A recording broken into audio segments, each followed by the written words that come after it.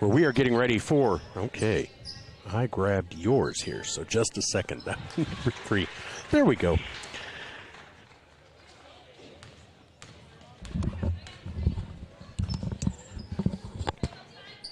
There we go. Holy moly. All right. Well, welcome to West Central, Hartford, South Dakota, home of West Central Trojans, where the Vermillion Tanagers are preparing for a doubleheader, boys and girls, here against West Central. First up will be the girls. Both teams 1-0 on the season.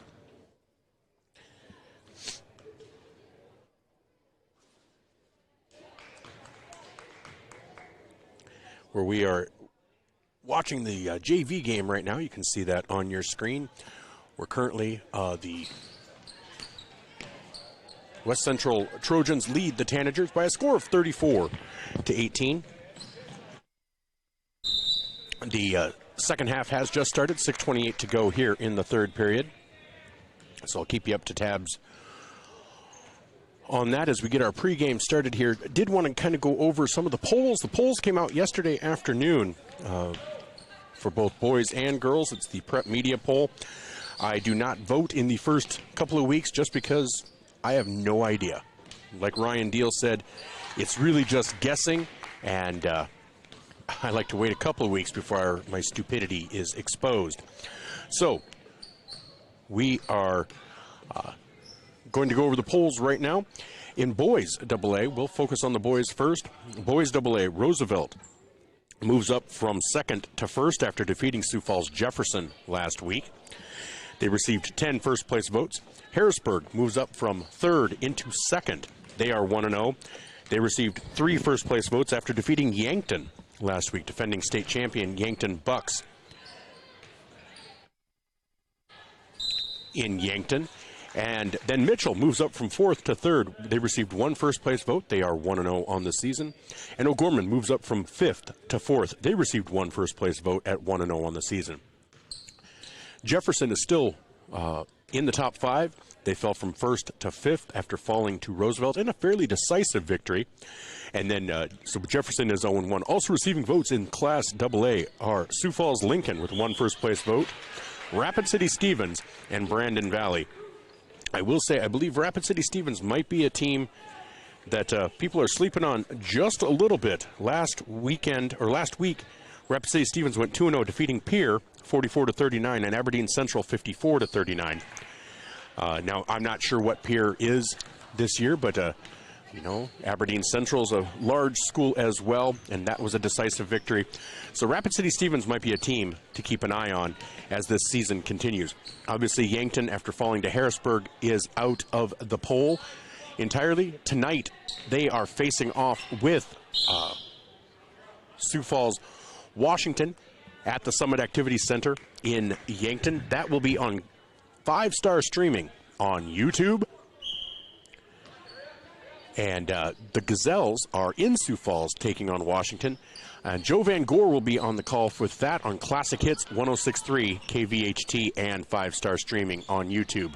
I forgot to mention Zach Spear will be on the call in Yankton for the Bucks versus the Warriors. Both, again, are on 5-star streaming. Tip-off for both scheduled for 7 o'clock. Pre-game for the Gazelles will be about 6:30. Pre-game for the Bucks might be a little bit earlier. Zach does have an interview that I had earlier this week, or late last week, with Miles Kraske, the para-Olympian from Yankton, who's a senior at Yankton High School, and just won both the singles and mixed doubles in badminton at the Pan Am Games. Quite a story with him, as he's been to Japan, through Europe, so many different countries at such a young age, 18 years old, traveling the country, or the world already. And so just a great story over there, and that will be on 5-star streaming on YouTube. Here, you're listening on ESPN Radio, 101.5 FM, 1570 AM KVTK, Vermillion and Yankton. Also on Vermillion streaming on YouTube with 4 minutes to go in the third quarter. West Central leads Vermillion in JV 42-20. As we will keep tabs on this. We do have an interview with Taylor Roovers that we want to play for you later. We also have an interview with Coach John Brooks and an interview with Coach Joe Caffrey of West Central. So, continuing on through the polls, as we are broadcasting live from West Central, from the Coliseum. Beautiful facility here. Class A, Sioux Falls Christian went 1-0 last week. They're maintaining first with 14 first-place votes. Hamlin stays in second with 1 first-place vote. Dakota Valley in third with 1 first-place vote. Sioux Valley still at 1-0, remains in fourth. And Del Rapids stays in fifth. They were tied with Lennox last week, and now Lennox had a rough week last week, but they are still receiving votes. So Del Rapids defeated this West Central team in overtime, 51-49, and they maintain their 5th place ranking. Now West Central did not receive any votes, which is a little surprising, but others receiving votes were St. Thomas More, Rapid City Christian, Hot Springs, Lennox, Pine Ridge, and Madison. And then in Class B for the boys, DeSmet in first place with 13 first-place votes. Castlewood in second with 2. White River in third at 1-0. Viborg-Hurley in fourth at 1-0. Now, I'm picking Viborg-Hurley to go to state, and I'm actually picking Viborg-Hurley to win the state championship. They returned so much talent from last year's team that I had the opportunity to cover at state that I really think that they're going to win it all this season. And Lower Brule comes in at 5th at 1-0 with 1 first-place vote. So that is how it shakes down for the boys. We're going to come back in 2 minutes as we will continue our pregame show, our Midwest Ready Mix pregame show, as Liz hands me a soda because she can tell my voice is already going. As we have 3 minutes to go here in the third period with West Central leading Vermillion 42-22. We'll be right back on ESPN Radio, 101.5 FM, 1570 AM KVTK, Vermillion, Yankton, and Vermillion streaming on YouTube. Safe means you're sort of protecting yourself. My mom and dad told me how to be safe. It's like super duper important. Hold a grown-up's hands. Put a helmet on because you might hurt your head super duper bad. Protect their future by protecting yours with your local State Farm agent, Dick Sunday. West Ready Mix and Equipment is your locally owned and operated ready mix company. The Oshkosh front discharge mixers allow for easy placement of concrete, and with the 6-wheel drive and low-range transfer case, they're nearly unstoppable. More of a do-it-yourself fan? Midwest Ready Mix and Equipment is teaming up with Clark's Rentals in Yankton, bringing you a wide range of hand tools, mini excavators, skid steers, aerial lift equipment, and more to get the job done. Choose Midwest Ready Mix and Equipment for all your concrete needs, and Clark's Rentals, your rental equipment headquarters. Blaine Olson, owner of Blaine's Body Shop in Vermillion. I grew up here, graduated here, and now have a business here. I'm proud to serve the community that has helped me live this dream. I have top-notch equipment, the latest in training, along with a work ethic and the desire to serve you. Should you need repairs in the future, please remember Blaine's Body Shop across from Polaris on the Highway 50 bypass in Vermillion. Blaine's Body Shop. Automotive collision repair. Now online at blainesbodyshop.com. Need a new set of tires? Look to Carlson's Body Shop in Beersford. How about some accessories like WeatherTech floor mats, Access roll-up truck covers, bed liners, remote car starters, and thousands of other products. Hey, you can look at everything at your convenience online too at carlsonsbodyshop.com. No wonder the song says, Bring it down to Carlson's Body Shop, your complete car care center. Welcome back to Hartford, South Dakota. We're at the Coliseum of West Central, where the Vermillion Tanagers prepare to take on the West Central Trojans in a boys-girls doubleheader. Right now, the JV match with 1:30 to go here in the third period. West Central leads Vermillion 45-22.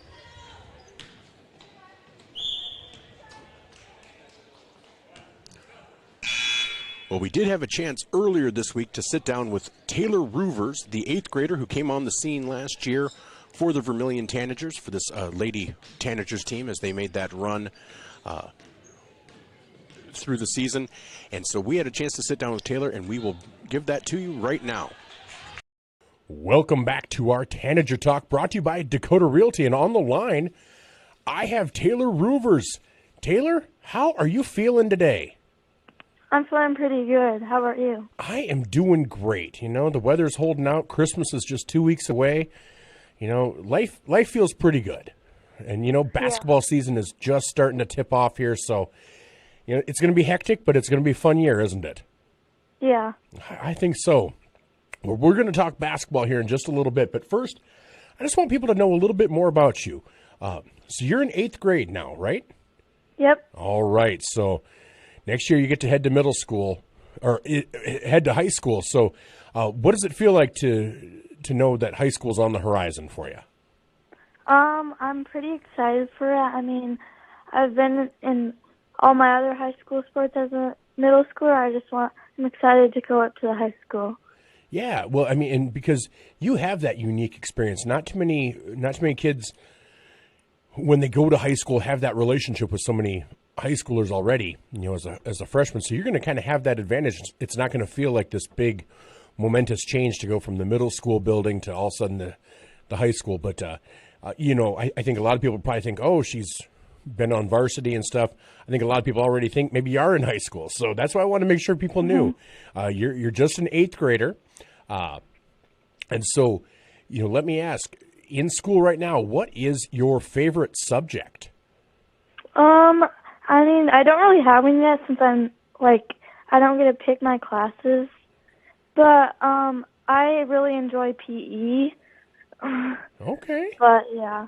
Well, I mean, and that just makes sense. You know, that was always my favorite. I wasn't very good at it, which is sad. I mean, you think PE is pretty simple. But trust me, I was not good at PE, but I enjoyed it. I enjoyed all the sports. Enjoyed learning about the sports. What's your favorite aspect to PE? Well, we do a bunch of different things like kickball, wiffle ball, and a bunch of other things. But, yeah, I just liked all the sports. Now, have you played badminton? Yeah. Oh, I really enjoyed that. That was one, you know, I only had to cover a short amount of ground, so that was kind of right in my wheelhouse.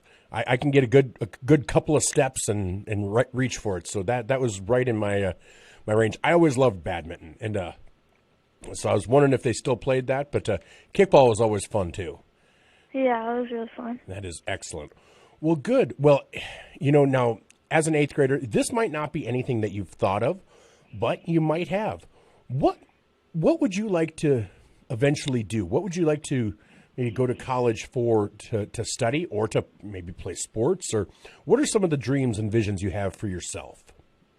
Well, I don't really know yet since I'm just an 8th grader, but I would like to do something with, like, kids, whether in the medical field or, like, teaching or something, but I don't really know yet. Okay. Now, are you hoping to play sports in college? That's still a thing I'm thinking about. All right.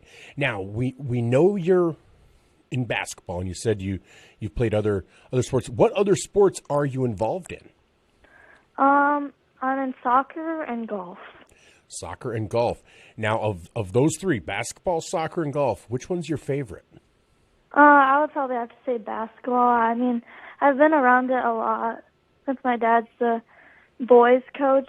Since I was younger, I'd always go to his practice and learn things and watch it on TV. Okay. Now, you say you watch it on TV. Do you have a favorite team or a favorite player that you like to watch? I like watching the Iowa Hawkeyes and Caitlin Clark. I think she's very good, and she inspires me a lot. Well, you know, and that was actually something I was going to ask. You know, the Final Four last year drew huge numbers. You know, as a young, up-and-coming female athlete, was that something that you paid attention to, the Final Four last year, and especially that championship game between LSU and Iowa? Yeah, I was really into that. All right. Well, and, you know, Caitlin Clark really seems like somebody that seems like a pretty good role model. She seems really intense on the court, but always seems to be playing clean and putting out full effort. Is that something you kind of like about her? Yeah, she's very competitive. She is. She is, you know, and I think sometimes you know, you see you see pictures that are just taken at inopportune times, and she sometimes, not sometimes, she often has a scowl on her face, and I don't think it's not an angry scowl. I think it's very focused. She's focused on what she's doing and the job at hand when she's out on the court there. Yeah. Well, I mean, there are worse players to emulate. So Caitlin Clark and the Iowa Hawkeyes. All right. Well, I'm going to keep an eye on them. And for your other sports, golf and soccer, any players you follow there?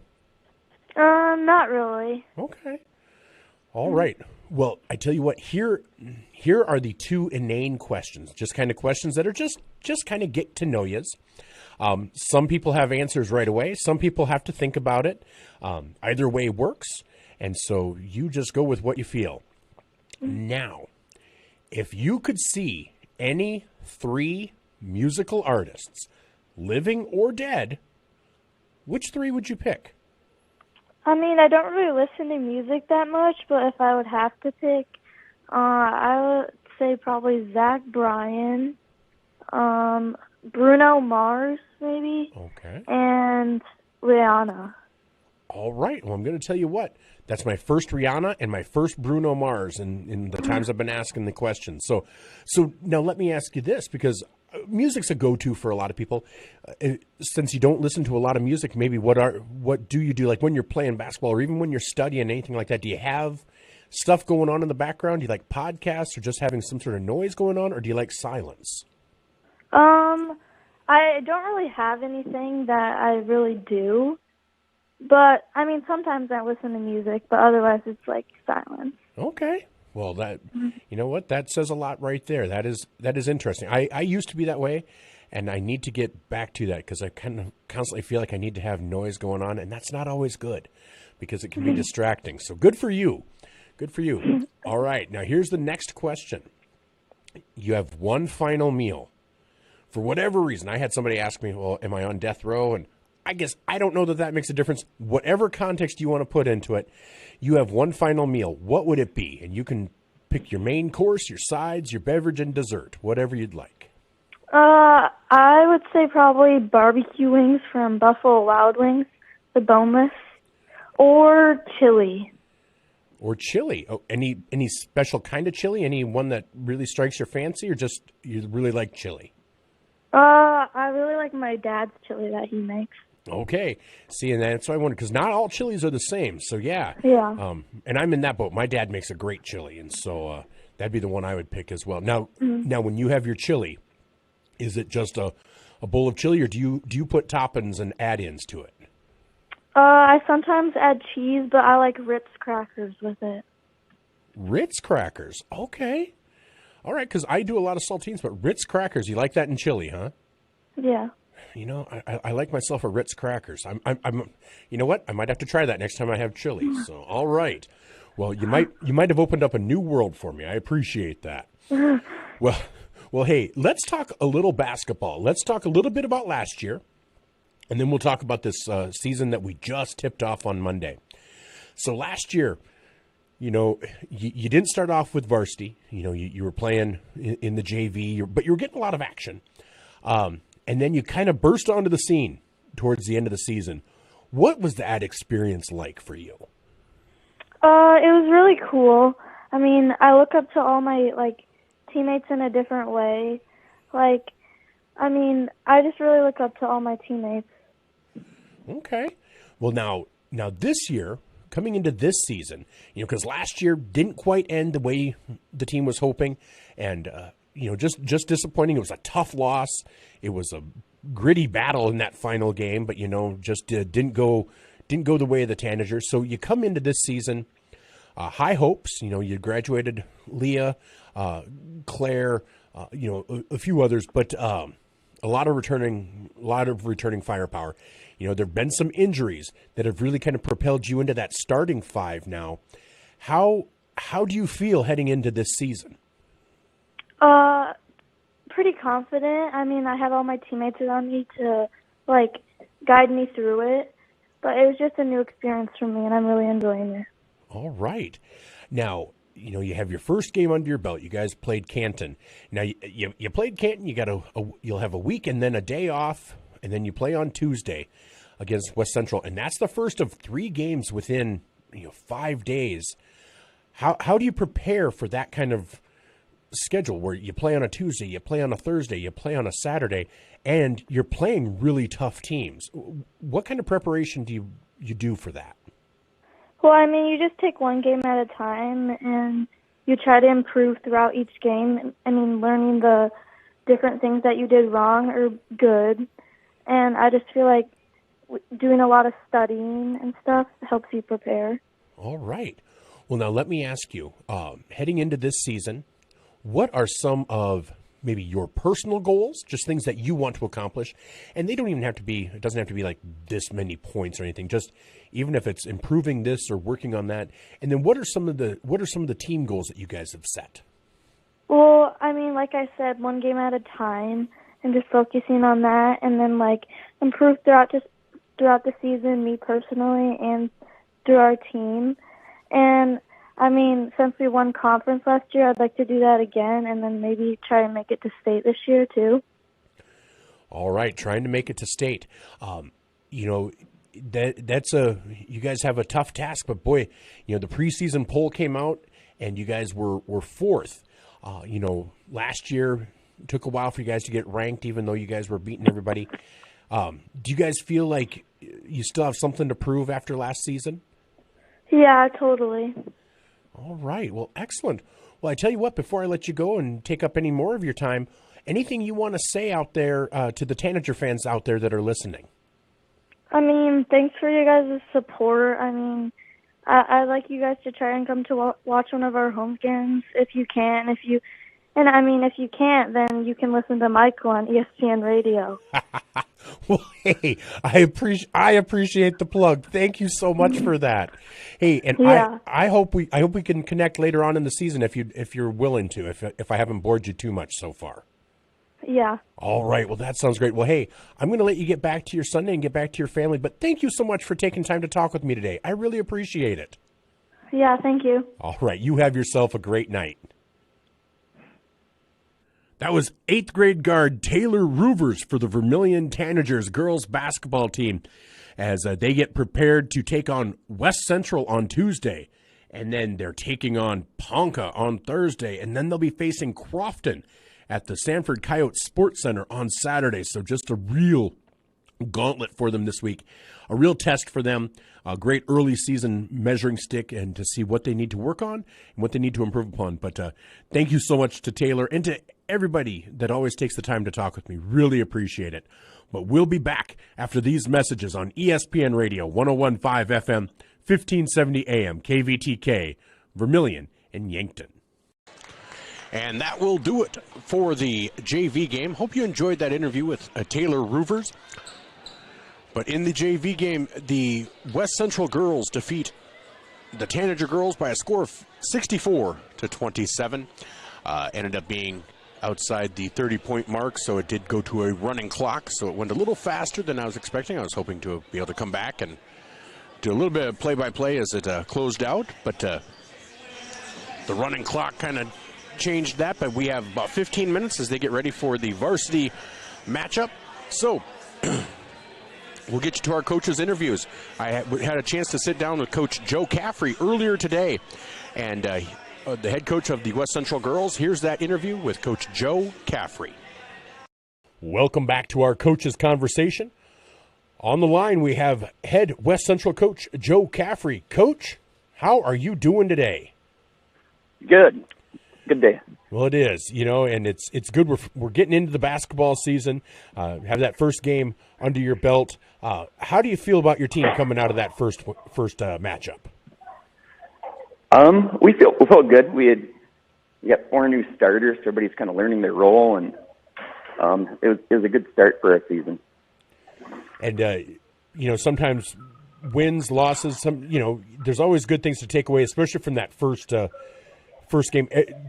Were there things that you expected to happen for your team that you weren't able to do, or even things that maybe impressed you that you didn't think you guys were quite to that level yet? The first one, we shot the ball really well, so everything looks good when you're scoring points. And that carried over in the defensive end. And you're scoring. They seem to play defense a little better, and and everything else. So it was, I think we shot the ball really well, and we just got rolling, and Baltic just didn't get anything going. So it was a good one for us. Well, that is good. Now, you said you started, you had 4 new starters. How, you've had some practice, but how many new players do you have total in the rotation as opposed to last year's team? From the summer, we had a good summer too. So that was, so we were able to see them and their new roles and get them going and everything. But this first game we played about nine players. Okay. And then we played some more of that because it was kind of a runaway game. So some more players got some playing time. Okay. So about 9 deep. What are some names, or who are some players that we're going to probably be hearing their name called quite a bit tonight? Well, hopefully hear from our seniors, Giselle Jarding, Alexa Bourne, Emily Stoffern, Claire Nelson. I just hope that our seniors can really get it going, and I hopefully they can, and they will do that for us. All right. Well, now you're facing a Vermillion team that has a one game under their belt. That was against Canton. They have some new players. They lost a few seniors. They've lost some to injury as well with Casey Hansen. What's your takeaway on this Vermillion Tanager team from the one game that you've maybe been able to take a look at? Yeah, the Jensen girls obviously very good, and so I think they have size, something that we don't have. We're not a big team at all. It seems like we're all 5'7" or 5'8" across the board, so we don't bring much size to the table. But hopefully we make up for that in intensity and speed. Well, and with that intensity and speed, it seems like that kind of carries over, like you talked about on the defensive end. Is that something you try to do, is kind of create havoc with some high pressure? Yeah, and then we try to mix it up. It varies. Sometimes we mix it up quite a bit, and sometimes I stick with things all game. Just depends on what's working at the moment and with the lineup we have on the floor. Well, and you had your first game on the 5th, so you had a 1 week break. But then, just like Vermillion, you kind of start. You get it this week here that you have a game tonight, you have a game Friday, and then you have a game Saturday. How do you? I know you want to take it one game at a time, but how do you prepare for a week like that after you haven't been dealing with that? It's really just been practices. Yeah, you do. You really have to just take one game at a time. You can't be looking at Saturday already. That just doesn't work. So tonight we're focused on Vermillion the best we can, and it's kind of nice because we still have everything in that we want in our package for offense and defense. But hopefully we got enough in to be competitive this week. All right. Well, Coach, I want to thank you for taking the time to talk with me today. Really appreciate it. Looking forward to seeing your team in action tonight. And thank you again so much for taking that time to talk with me. No problem. Thank you. All right. You have a great day. You too. Thanks. Bye-bye. That was Coach Joe Caffrey of the West Central Trojan girls basketball team as they prepare to take on the Vermillion Tanagers here in a matchup of two traditional powers in South Dakota basketball, as we will come back shortly here on ESPN Radio, 101.5 FM, 1570 AM, KVTK, Vermillion and Yankton, and Vermillion streaming on YouTube. I am the voice of the Tanagers, Michael Schumacher. Clay County Abstract and Title Company has a complex job that boils down to something very simple: helping you purchase your dream with confidence. When investing in a new home, a new site for your business, or piece of property, you want peace of mind that the property is truly yours. Clay County Abstract and Title Company has been doing just that since 1946. Clay County Abstract and Title Company, proud supporters of Vermillion activities and proud to be a part of your dreams come true. Whether you're in the market to purchase a new home for your family, you want to sell your existing home, or you're a student looking to rent an apartment, Dakota Realty and Property Management can fit your needs. Being locally owned and with over 150 years of combined experience, they are the experts at helping you find your new home. Go to Dakota Realty and Property Management because they like what they do. Dakota Realty is a proud supporter of Vermillion Athletics. Dakota Realty and Property Management, located at 125 East Cherry Street, Vermillion. And welcome back to the Coliseum in Hartford, South Dakota, on the campus of West Central High School, as the Trojans of West Central get set to host the Tanagers of Vermillion in a boys-girls doubleheader. I'm Michael Schumacher alongside Liz Marshall for ESPN Radio 101.5 FM, 1570 AM KVTK, Vermillion and Yankton, along as well as Vermillion streaming on YouTube. What did want to mention, I wanted to thank Taylor Ruvers for taking the time to talk with me today. Really appreciate it, and I really appreciate her plug at the end. I did not tell her nor pay her to tell people to listen to me, so appreciate Taylor for that. He did have a chance to sit down with Coach John Brooks yesterday, and here is that interview with Coach John Brooks. I always want to thank the coaches for being so generous with their time as well, but here is that interview with Coach John Brooks of the Vermillion Lady Tanagers.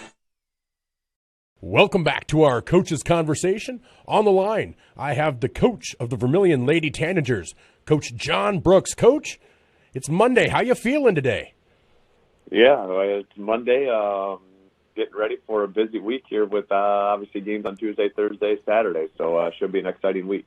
It really should be. Boy, you know, you got your first game under your belt, then you got a little bit over a week off, and then the schedule just hits you hard. And so it's going to be a little different after a couple of weeks of just getting to practice. You finally got on the court. You guys traveled to Canton and really did well against Canton. You had a solid rotation. I think you had about six players that played over 20 minutes, and then Maya Halverson got in, saw some quality time. Coming away from that victory, how do you feel about the team and what you saw on the court? Yeah, you know, I thought it was a great first game for us against Canton. It was a nice team this year, and just really happy with the focus that we had coming out right after the tip. You know, we had a really good first quarter. Our kids were ready to play. So that was nice to see. And then, like you said, just kind of gave us a week of practice here. You kind of feel those first 2 weeks of practice before your first game. You're just trying to get everything in, and the practice plans are full, and you're just trying to get whatever you need for that first game. But so this last week we were able to kind of slow down and kind of pick things apart a little bit and get us a little bit more prepared for a stretch here where we're going to start playing a lot of games. And like you already mentioned, you play on Tuesday, you play on Thursday, and you play on Saturday, and they're all big games against big-time opponents. I know you always want to take it one day at a time. How do you keep the girls focused? Because sometimes when you're in high school, it's very easy to maybe look down the line, looking ahead maybe to that game in the Sanford Coyote Sports Center or anything like that. What do you do to just keep them focused on the next game? Like you said, a lot of it is we know that we're always playing good opponents, so you can't look ahead. And our girls know that how good West Central has always been, and they're very good again this year. They scored 78 points in their first game. I think our kids have kind of learned that over time with the schedule that we play. Is you just got to take it one game at a time. Every game is big. Every game is tough. They're physical, and if you look ahead, bad things happen. So I know our girls are completely focused on this West Central team. We have to go up to their place, which is never easy, and we need to play well. Well, and that's exactly right. West Central is always a tough team. In a couple years past, they've defeated Crofton when they were playing, I think, at the Pentagon or at the Sanford, when they played. And so they're always a tough team. And like you said, they beat Baltic, I think, 78-20. And so you look at both of your teams coming off really big victories that allowed you maybe to play more players than even normal. When you look at your team and what you walked away with from that Canton victory, everyone, a lot of people, I shouldn't say everyone, but, Brooke Jensen's kind of a name that people know. But you got contributions from everybody, and Chandler Cleveland had a great game. Brooklyn had a great game. You just seemed like really solid performances from almost everybody that hit the court. How does that make you feel moving forward? Yeah, we feel like we can be very balanced offensive this year. Our starting five, we put 5 kids out there that can all score it, which is nice. And then even Taylor coming off the bench, Taylor can shoot it as well. So, those kind of those top six that we've played quite a bit against Canton. It's nice when they can all move the ball, pass, and we can just try to find the best shot every single time down. And I think that puts a lot of pressure on defenses, as they can't really help off of a certain kid. They have to guard all five of us. So if we can continue to be unselfish on the offensive end and move it, we feel like we can be a tough team to stop on that side of the ball. Well, and you mentioned something I did want to touch on is ball movement. The movement, it looked, you hate to say it, but it looked like mid-season form, from left to right, inside, outside. Just the crispness, I thought, of the passing and the quickness of the passing was very impressive, especially for the first game of the season. It's one of those things where too you got girls that played a lot of varsity basketball, and they understand what it takes now. And I think that's the biggest thing, is not taking just the first quick shot, is really making defenses work. And we have a really good passing team, and all of our kids can do that. So they've played together a lot. These girls have been playing together for 3 years. They understand how to play with each other, each other's strengths, and I think those things are going to start showing up here. Even as the season goes, I think we can even get better with it. Well, and talking about girls that they've played together a lot, I think that also shows on the defensive end. It seems to be such good communication. Everyone seems to know their assignments, and you guys are able to put some high pressure, created some great opportunities for yourselves with those turnovers. Is the defense something that is just kind of innate in them, or is that something you guys really focus on? Our practices, even day one, I think our first practice, 3 to 4 drills every single year is all defensive stuff, and that's just a huge emphasis for us, is being able to defend and rebound. We want to play fast, and we want to get on transition, and you can't do those things if you don't get defensive stops. So our girls have really bought in on our defenses. We run a couple different ones to kind of switch up tempo and do what we need to do in order to kind of get the game going the way we want it. And as long as we can keep defending and rebounding and gives us those transition opportunities, we feel like we can score it at a pretty high rate. So we know if we can get stops, that makes us pretty tough to beat. Well, and that's exactly right. And, in the game against Canton, you guys had 19 steals. You had 32 rebounds, 20 of them defensive, 12 offensive. Give yourselves second chance points. It's just doing those little things seem to be ingrained in your team, and it just seems to be a focus, because you noticed it last year, but I really noticed it on Monday. Yeah, and I think a lot of it, all that stuff offensively, defensively, is just the girls being comfortable if they're playing. You can tell, these girls all been playing since our freshman and sophomore year, and when you're that young, the game seems a little fast and all those types of things, and you can tell even that first game. Our girls they've been through this before. They've all been playing at this level for a long time. The speed of the game is no longer too fast for them or anything like that. They seem very comfortable in that first game, and hopefully, with all that experience, that kind of stays with us, and you just try to keep improving a little bit every single game, and hopefully we can keep putting good things together here. Well, and that starts again on Tuesday against West Central. Like you said, they scored 78 points in their first matchup against Baltic. They're a team that has quite a bit of size, a few number of players that are 5'10", 5'8", 5'9", 5'7". Is that something that concerns you heading into this matchup? They got good size straight across the board. Absolutely. They're all kind of between that 5'7", 5'8", and 5'10" range. And West Central is always like that. They're very athletic. They're very fast. They pressure in the full court pretty much the whole game. And the one thing that you always know with West Central is all their girls are going to be able to shoot. Every single one of them, they'll run 5-out offense, and when they get their first open look, it's going up. So number one, you have to take care of the ball. If you turn the ball over against them and they get in transition and they're hitting threes, they're very difficult to contain. So taking care of the basketball against their press is going to be crucial. And then defensively sprinting back and finding kids so we're not giving up open looks. We have to be really good with our transition defense this game.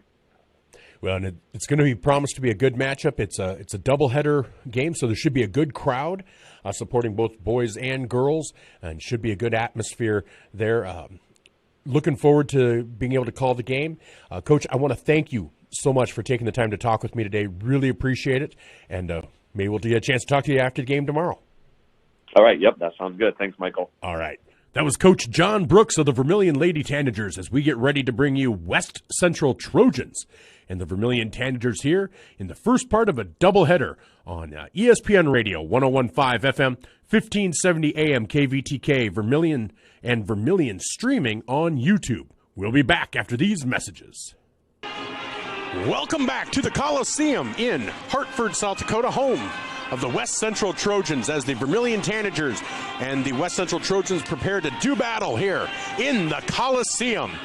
The Tanagers and Trojans just finished warm-ups as we hear the echoes of the West Central fight song. Both teams come in 1-0. Vermillion defeated Canton 56-27 on Monday, December 4th. And West Central defeated Baltic 70-36, I believe. And as we are preparing for the national anthem, we will get the American flag up there. And so as soon as they announce that, we will step aside. Welcome, fans and guests to the West Central Trojans. And then they'll be announcing starting lineups.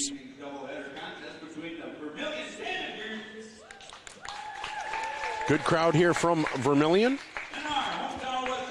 And a good crowd from West Central as well.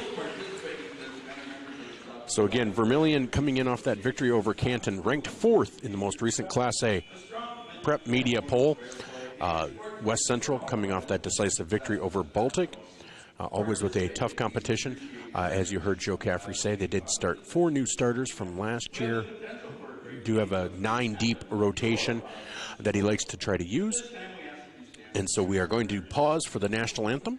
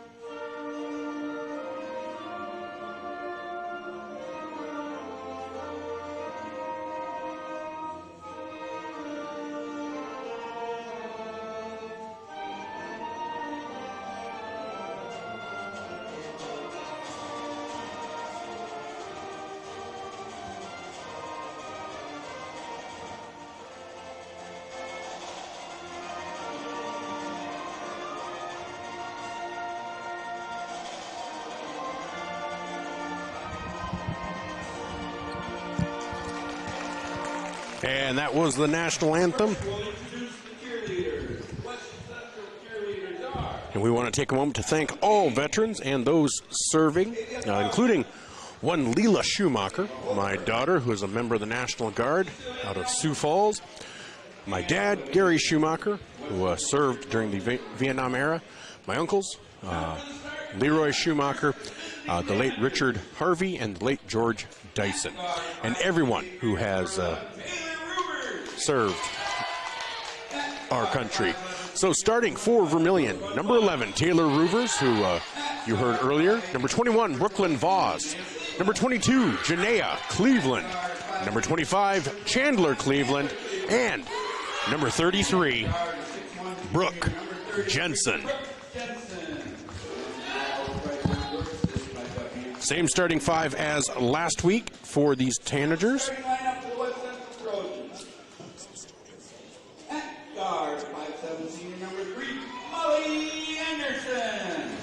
So starting for Molly Anderson, Alexa Bournes, Giselle Jarding, Emily Stoffren, and Mara Schultz. So Schultz, a 5'7 junior, Stoffren, a 5'9 senior, Giselle Jarding, a 5'8 senior, Bournes, a 5'10 senior, and Molly Anderson, a 5'7 senior. So a senior-laden lineup starting out for this Trojan team.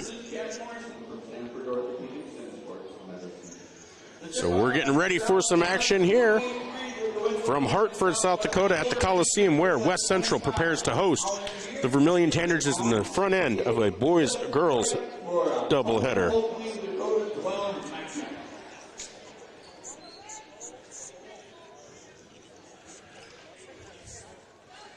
And let's get ready for some action. Brooklyn Voss will be jumping for Vermillion. And number 10, Alexa Bournes will be jumping for West Central. West Central in white uniforms with blue trim and a gold piping. And here's the tip, and into the hands of Chandler Cleveland. Possession to Vermillion. Taylor Ruvers brings it up, gets it over to the right side to Brooke Jensen. Voss down to Cleveland, down in the block, and that hits the underside of the backboard. Rebound to West Central. They push it up. And here's a long three, no good from Mara Wright, but rebound for West Central by Giselle Jarding. Jarding into the hands of Wright. Wright back out to Jarding at the top of the key. Jarding guarded by Ruvers. Height advantage for Jarding, but Ruvers has the quickness. And that is taken away, stolen by Ruvers. Ruvers pushes it up. And shot is no good, and that will be out of bounds off of Giselle Jarding. That'll be Vermillion ball, 47 seconds in. No score as of yet. A fast-paced game, a bit frenetic already. Here's Jensen out by the top of the key. Short jumper, and that is no good. And that rebound to Giselle Jarding. Jarding gets it to Wright. Wright will drive in, and uncontested layup for an easy two for Mara Schultz. I apologize, Mara Schultz. So 2-0 West Central, down to Chandler Cleveland. Chandler picking up where she left off last week with a quick two. Ties it up, 2-0, 6:48 to go here in the first quarter. And that ball is out of bounds. Knocked, just a bad pass by Giselle Jarding as she tried to get it over to Emily Stoffren. So Vermillion will inbound the ball. It's Janaea Cleveland. Cleveland gets it into Ruvers. Ruvers brings it out close to center court. Now resets the offense. Gets it over to Brooke Jensen. Cross-court pass to Janaea Cleveland. Back to the top of the key to Ruvers. Ruvers. Great little ball handler. Gets it back out to Ruvers. Thought about the three. Short jumper. No good. And that ball is rebounded by West Central by Molly Anderson. Gets it into the hands of Giselle Jarding. Jarding, high pressure by Vermillion. Here's a long three-point attempt, and that is good for Emily Stoffren. 5-2 West Central leads. Here's Ruvers. Back to Jensen. Jensen back to Ruvers. Over to Janaea on the right-hand side. Down to Voss. Into Chandler. Chandler goes up with the left hand. No good. Rebound to West Central. That's Alexa Bournes with that rebound. Pushing it up is West Central, and she is going to be fouled by Brooklyn Voss. So Anderson fouled by Brooklyn Voss. So that's Voss's first foul, first team foul. So they will inbound under the basket. They get it out to the top of the key, and that three-point attempt is no good, but the rebound is into the hands of Mara Schultz, but she was out of control, walked with it, so a turnover over to Vermillion. Boy, Vermillion just, Coach Brooks needs them to settle down. They're getting out-rebounded underneath. They're not getting any second chance points, and they're not getting stops on the defensive side. Right now, West Central's getting some shots. There's a three-point attempt from Ruvers. No good. And that is a rebound by Schultz. And, that almost stolen away by Janaea Cleveland. causing that pressure. 24 seconds on the shot clock. Here's Giselle Jarding, guarded by Roovers. Over to Schultz. They get it down low. Back out to Jarding. Drives in. Up with the left hand. No good. And that is going to be out of bounds. Off of Vermillion. Will stay with West Central. Brooke Jensen knocked it out of the hands of West Central and knocked it out of bounds. So Coach Brooks directing traffic over there. Inbound to Jarding. Jarding for three. No good. Rebound, Brooklyn Voss. Roovers gets it to Jensen on the left side, and they're going to call a foul. A foul on Schultz as Jensen was going for the cross-court pass. And so that's the first team foul on West Central.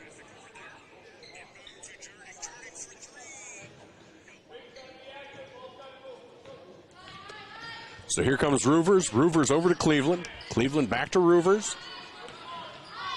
Jensen on the left-hand side gets it over to Chandler Cleveland. Jensen down the left corner, brings it back around. Cross-court pass to Janaea Cleveland. Cleveland gets it out to Roovers, who will drive in. Nothing there. Ball handling. And gets it down to Chandler on the block, and no good. Could not get the bounce. Rebound again to West Central. Jarding with that rebound.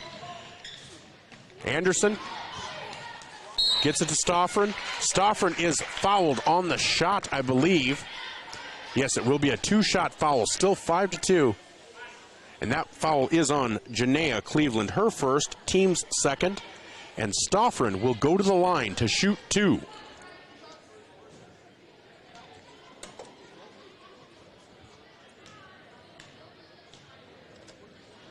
First free throw for Stoffren, up and good. That gives her 4 points on the game.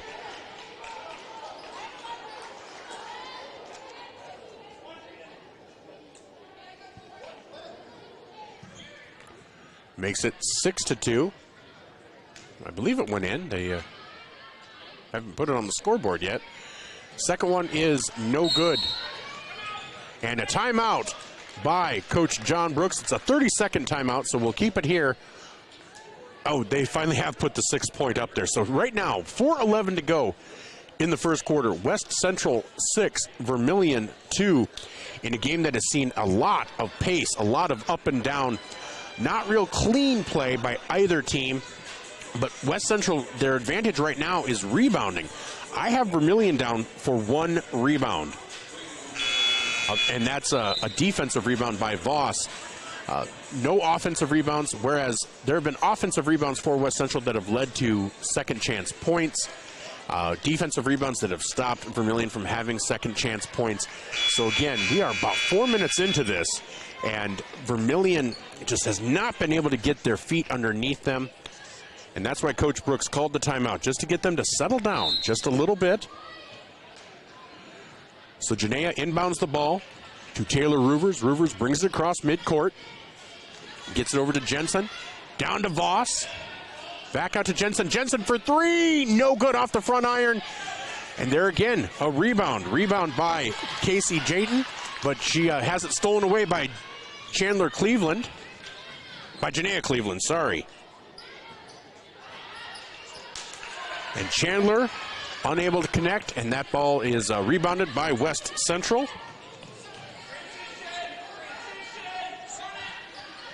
So West Central moving the ball around. Ayla Kramer also in there. And there's going to be an offensive foul. Clearing the lane.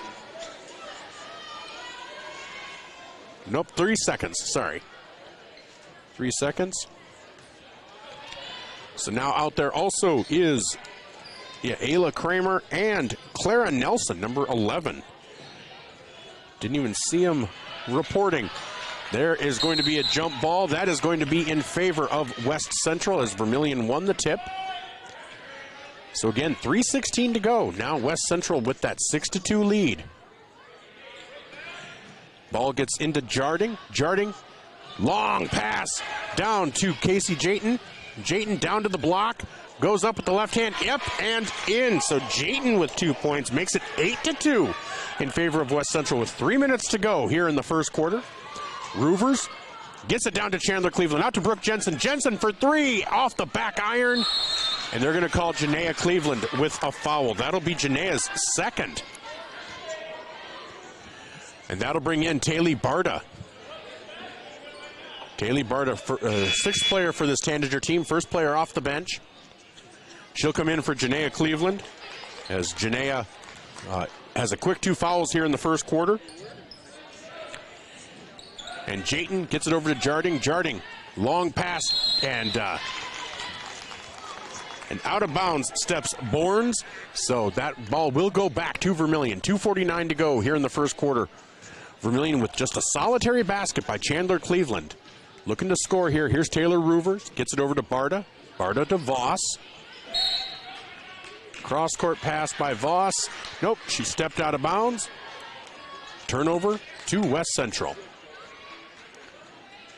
So again, 8-2 in favor of West Central. Vermillion putting on a pressure defense, and that is stolen away by Brooke Jensen. Into Barta in the paint, up to Roovers. Roovers unable to connect, and rebound to West Central. That's Jarding. Jarding brings it across the midcourt. With 2:24 to go, they do get the ball down low in the paint. Get it back out to Jarding at the top of the key. Jarding gets it over to Jayton. Jayton back across to Borns. Borns. And that is going to be a three-pointer for Kramer. All of a sudden, it's 11-2. Vermillion just trying to get their feet underneath them. They need a basket here. Here's Barta on the left-hand side. Out to Roovers. Down low to Chandler. Out to Jensen. Jensen for three. No. Her shot has just been off, and that is going to be off of Barta. 1:49 to go here in the first quarter. West Central with an 11-2 lead.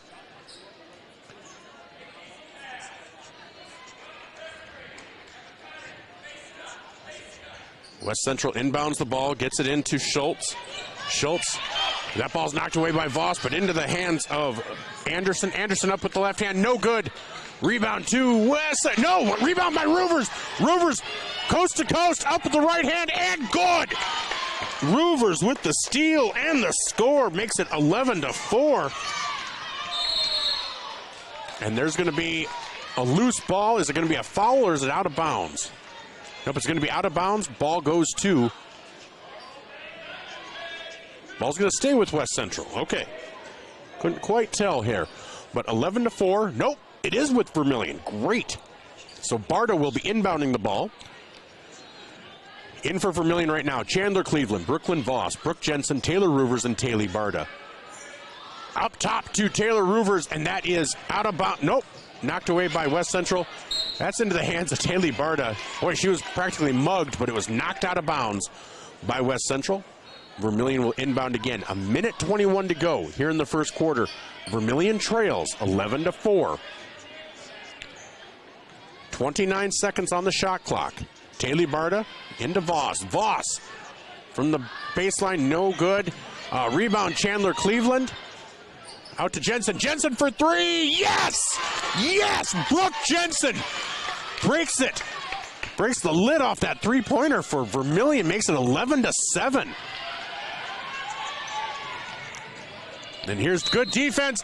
And they are going to call a charge. Oh, no. What?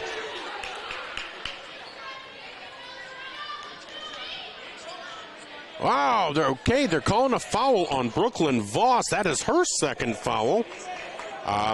Color me shocked, but it's 11-7, 54.4 seconds to go. Inbounding the ball is West Central. Gets it out top to Anderson. Anderson tries to get it down low. Out to Schultz. Schultz with the shot. No good. Rebound Voss. Gives it to Roovers. 40 seconds to go. Here's Barta on the right-hand side. Has the ball knocked away. Gets it over to Roovers. Roovers down low to Jensen. Jensen with the turnaround jumper. Has it blocked, but then follows it with the rebound. Into Voss. Voss up, and Voss is fouled on the shot. So a rebound by Voss. A rebound by Jensen. And that foul will be on Stoffren. That is the second team foul on West Central, but Voss will go to the line to shoot two. So it was 11-2 at one point. Vermillion has cut that into 11-7. First free throw by Voss, no good. Looking to get it back to a one-possession game.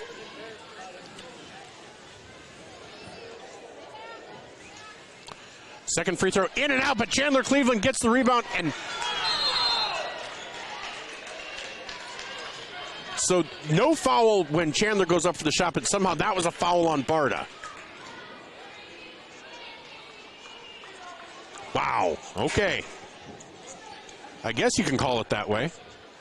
So 11-7, and that is the 5th foul of the quarter. So Jayton will go to the line to shoot 2. There's no more 1-and-1. Those days are over. First free throw up and no good. Coming in for Vermillion, Maya Halverson coming in for Brooklyn Voss to give her a quick break, make sure she doesn't get a foul, and she already has 2. Second free throw is up, no good. Rebound Jensen with 22 seconds left. Here's Roovers pushing the ball up. Gets it across midcourt.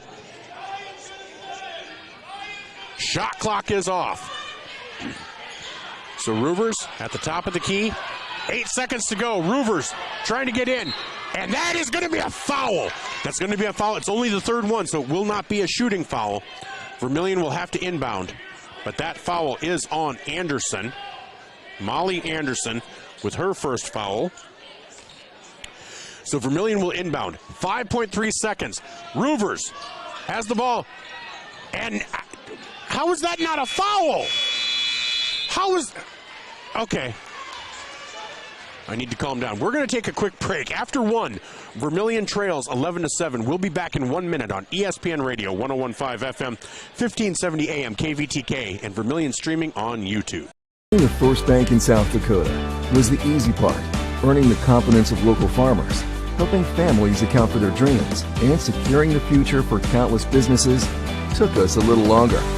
We owe it to the hard workers, big dreamers, and forward thinkers out there.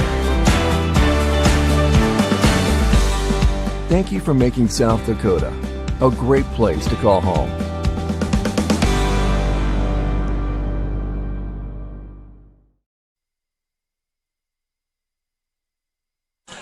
We're back here at the Coliseum in Hartford, South Dakota, where after 1, Vermillion trails 11-7. Vermillion, they were getting their feet underneath them there at the end of the quarter. A couple of non-calls, I don't know, but Roovers hit the deck right at the end. I really felt like maybe there should have been a call there. But Vermillion was trailing 11-2 at one point. They're going to hope Voss is going to wish she had hit maybe 1 or 2 of those free throws. Could have made it 11-8 or 11-9. Both Janaea Cleveland and Brooklyn Voss will come back out for the Tanagers. They will have possession to begin this quarter. It's Voss, Cleveland, Jensen, and Roovers out there for Vermillion.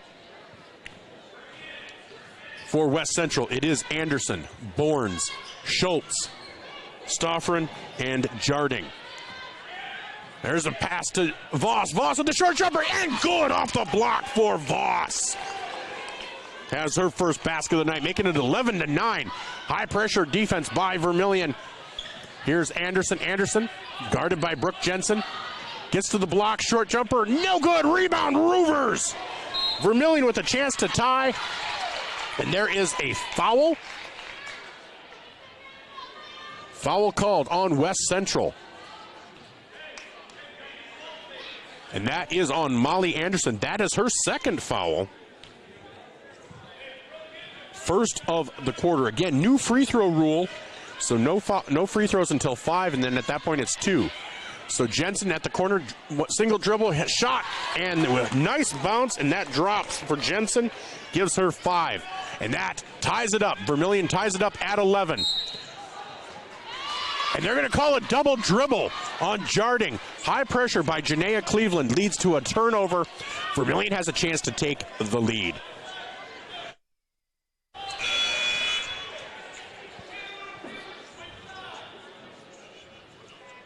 So Janaea Cleveland to inbound. Coming out for West Central is Molly Anderson. Coming in is number 14, Ayla Kramer. And here's Chandler Cleveland gets it down to Jensen at the free throw line. Down to Brooklyn Voss at the block. Another shot for Voss. That gives her 2 on the night. Jensen with the assist.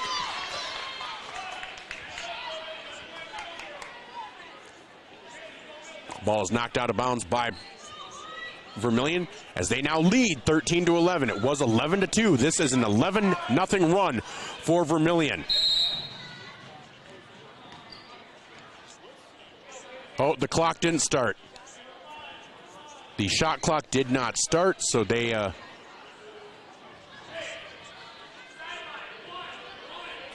but they need to take some time off that shot clock, don't they? Well, here's the inbound from Borns. Borns gets it down to Kramer. Kramer gets it back out to Jarding. Jarding brings it to the top of the key. And a 3-second violation again by West Central. So now with 6:53 to go here in the second quarter, Vermillion on 11-0 run with a 2-point lead, leading 13-11. So here's Roovers over to Chandler Cleveland. Back to Roovers. Top of the key. Janaea Cleveland down to Voss. Out to Roovers. Will she take her 3? Yes. And in and out, but Voss rebounds it, and it is still out of bounds. That one was in and out for Roovers. She hasn't found her stroke yet this season, but it's early. 6:32 to go here in the second quarter. Vermillion leads 13-11. And that ball is out of bounds off of Vermillion.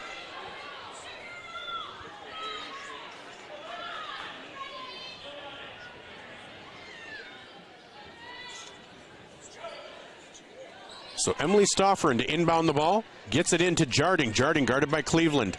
Janaea Cleveland. Stoffer has the ball stolen away by Roovers. Over to Janaea. Down on the block. Bad pass. Gets it right back to Borns. That was Roovers' 3rd steal of the night, though. 6:16 to go. Vermillion holds a 13-11 lead. Here's Stoffren. Gets it over to Kramer. Kramer drives in. Gets it out to Jarding. Jarding guarded by Roovers.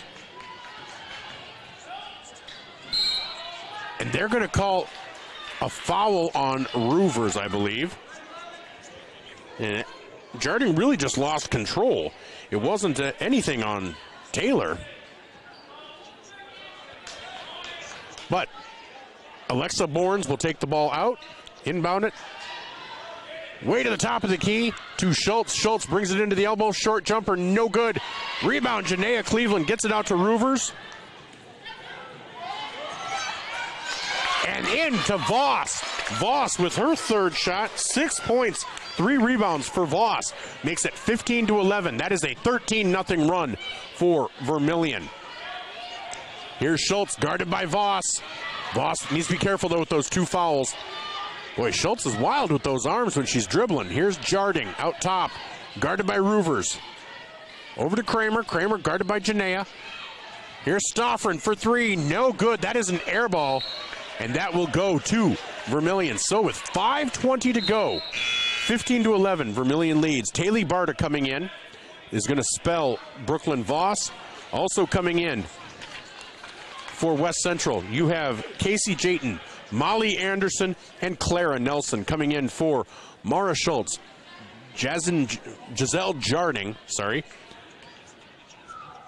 and I did not, Emily Stoffren. And here is Roovers at the top of the key. 5:15 to go here in the second quarter. Vermillion has regrouped and found their footing. Barta gets it out to Roovers. Over to Janaea Cleveland. Here's Barta. Thought about the 3. Gets it down to Jensen. Jensen at the free throw line. Gets it down to Chandler Cleveland. Up and no good. Just off the front iron. But rebound Janaea. Janaea up with the left and no good. Rebound Roovers into Janaea Cleveland. Chandler for 3. No good. Rebound Janaea Cleveland. Janaea. What?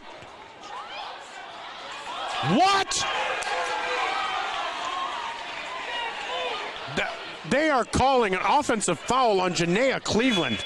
I don't know what game he was watching, but that is now her 3rd foul. Wow. That Wow, I can't believe that call. That is a game changer right there, but no push-off right there. Steal by Brooke Jensen. Gets it over to Roovers. Roovers down to Taylor Barta. Up and in! And a foul on the shot. Foul on the shot for Barta. Roovers with the assist. So that foul is on Ayla Kramer. That is her first. Barta with the free throw, up and in. That is 3 points on the night for Barta.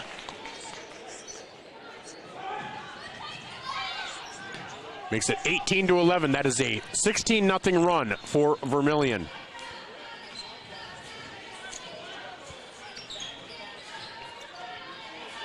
And up with the left hand is Bournes. No good. Rebound and a double dribble. A double dribble is called on Molly Anderson.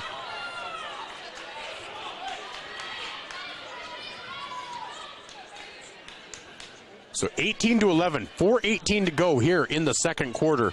Vermillion really has found their footing, and they are putting it on with a 7-point lead. Jensen with the short jumper up, no good. Rebound to Voss. Voss up and in. That's 8 points and 4 rebounds for Voss. Here's Jayton bringing the ball up. Voss down in the lane. Out to Bournes. Bournes no good on the three. Rebound Brooke Jensen. Into Roovers. Roovers with the floater. Up and oh, no good. No good. Here's West Central pushing it up. They get it over to Nelson. Nelson gets it down again on the block. And they're going to call a foul on Brooklyn Voss. That is her third. Foul trouble could become an issue for this Tanager team as Maya Halverson now checks in. As Brooklyn Voss now has 3 fouls as well as 3 fouls on Janaea Cleveland. So Barta and Halverson are out there as reserve players. Up for Bournes, no good. Rebound Brooke Jensen. And this is where Brooke Jensen probably needs to assert herself as the Augustana commit. Maybe the star of this team. Roofers thought about the long three into Jensen. Jensen up and good for Brooke Jensen. That gives her 7 points on the game. 22-11. It's a 20-0 run for Vermillion. 3:03 to go here in the second quarter. And that is Molly Anderson out to Bournes. Bournes for 3. And they're going to call Barta for the foul.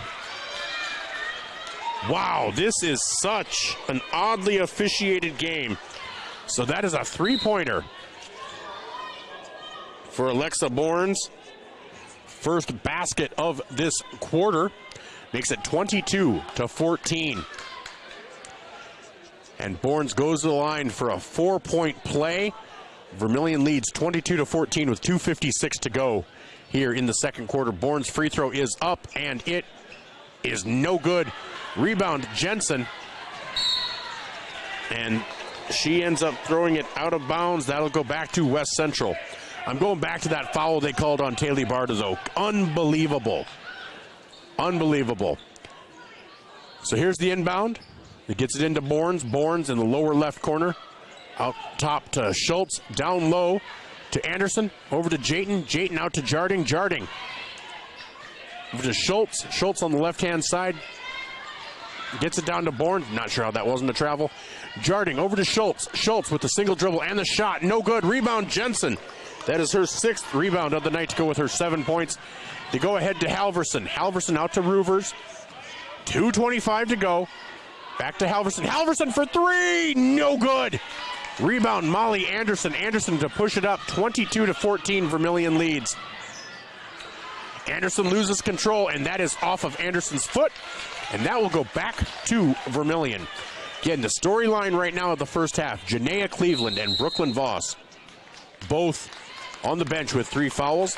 And we are taking a full timeout, so we'll be back in 1 minute on ESPN Radio, 101.5 FM, 1570 AM, KVTK, Vermillion Yankton, and Vermillion streaming on YouTube. Digital Solutions started small, but now we're growing as FDS provides live streaming coverage for over 20 schools across 3 different states on our Fuller Digital Solutions YouTube channel. Subscribe to get notified when we go live for your school events. Big events are captured live, and your business can get noticed with advertising during our live streams. Local talent and camera operators are encouraged to contact us too for future employment. No experience necessary. We will train. For information about advertising or working with Fuller Digital Solutions, email us and follow us on Facebook. Interior technicians.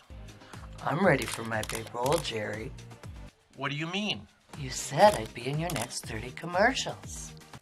No. I said Intech has over 30 years of commercial cleaning experience. You know, like offices, so they can ensure happy visitors and a healthy workforce. So the shoot's in an office? I can make that work. Oh my goodness. When you need it clean, call the Intech team. Back here at the Coliseum in Hartford, South Dakota, the home of the West Central Trojans, as the Vermillion Tanagers lead Hartford by a score, or West Central by a score of 22-14 with 2:10 to go here in the second quarter. Vermillion at one point trailed 11-2. Again, Janaea Cleveland and Brooklyn Voss both out with 3 fouls right now. Vermillion tries to make it to the end of the quarter, end of the half, without them getting into further foul trouble. Roovers up and in!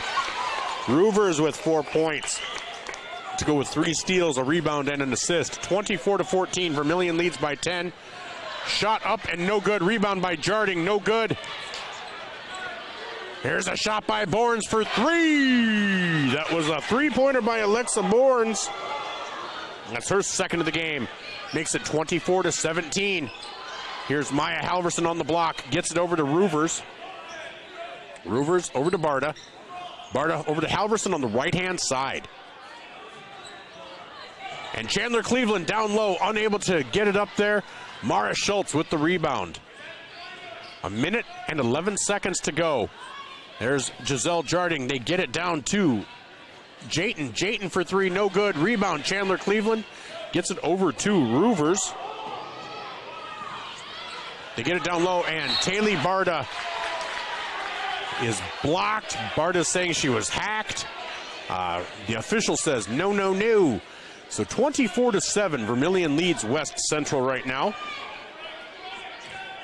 Get it into Jensen on the block. Jensen with the spin move, and they are going to call a jump ball. And so that will go to West Central. West Central with the possession arrow. So 24-7, Vermillion leads. They have outscored West Central 22-6 since midway through the first quarter. Here's Alexa Borns. Borns gets it over to Jarding at the top of the key. Back to Schultz just on the right-hand side. Schultz guarded by Jensen. Gets it across to Anderson. Anderson over to Jayton down low. And gets it, has it stolen away, knocked away by Barta into the hands of Chandler Cleveland. Here's Roovers at the top of the key. Shot clock is off. Vermillion leads by 7 after trailing by 9 at one point. Trailing by 9 halfway through the first quarter. They will play for the final shot. 10 seconds to go. Roovers calling a play. And Roovers gets it out to Brooke Jensen. Jensen for a long 3. No good. Ball comes down, rebounded by Jarding, and that will be the end of the first half. Vermillion 24, West Central 17. We'll be back with our halftime report brought to you by Carlson's Body Shop after these messages on ESPN Radio 101.5 FM, 1570 AM, KVTK, Vermillion, and Yankton. Knutson Family Dentistry in Vermillion, they strive to provide the highest quality patient-centered dental care in a friendly, relaxing atmosphere. Knutson Family Dentistry works hard to provide the best cosmetic, general, and emergency dental treatment in the area. With over 50 years of combined dental experience, the latest dental technology, and a professional and compassionate staff, they're your top choice for dental care. Call for an appointment at 605-857-8008. Knutson Family Dentistry of Vermillion. The wait when your furnace and AC needs repair by joining Larry's Heating and Cooling, Comfort Care, and Elite Care Club. Larry's Comfort Care Club features seasonal maintenance discounts on service and no overtime charges. Larry's Elite Club includes seasonal maintenance, free parts, free labor, free service calls, and both mean you are in front of the line for service. Call Larry's Heating and Cooling and sign up for the Comfort Care or Elite Care Club. Larry's Heating and Cooling, Yankton and Vermillion. You are self-motivated, accountable, and eager to learn new skills. We'd love to talk to you about a rock star career. Masaba in Vermillion is hiring full and part-time manufacturing positions for the rock industry. Masaba provides comprehensive training in a clean, safe, and state-of-the-art facility. Masaba offers competitive wages, a fun and interesting work environment and culture. Join our team of rock stars. Visit masabainc.com to learn more.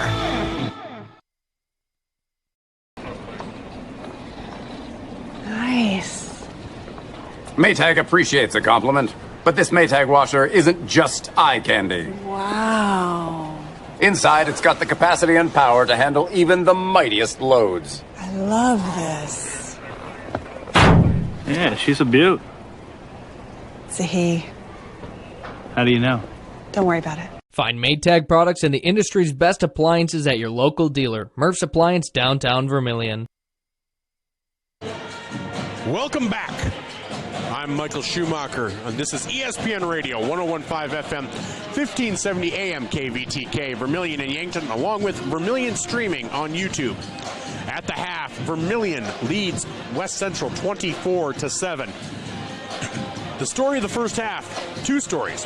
First, West Central got out to an 11-2 lead. Vermillion could not hit shots. They could not get rebounds.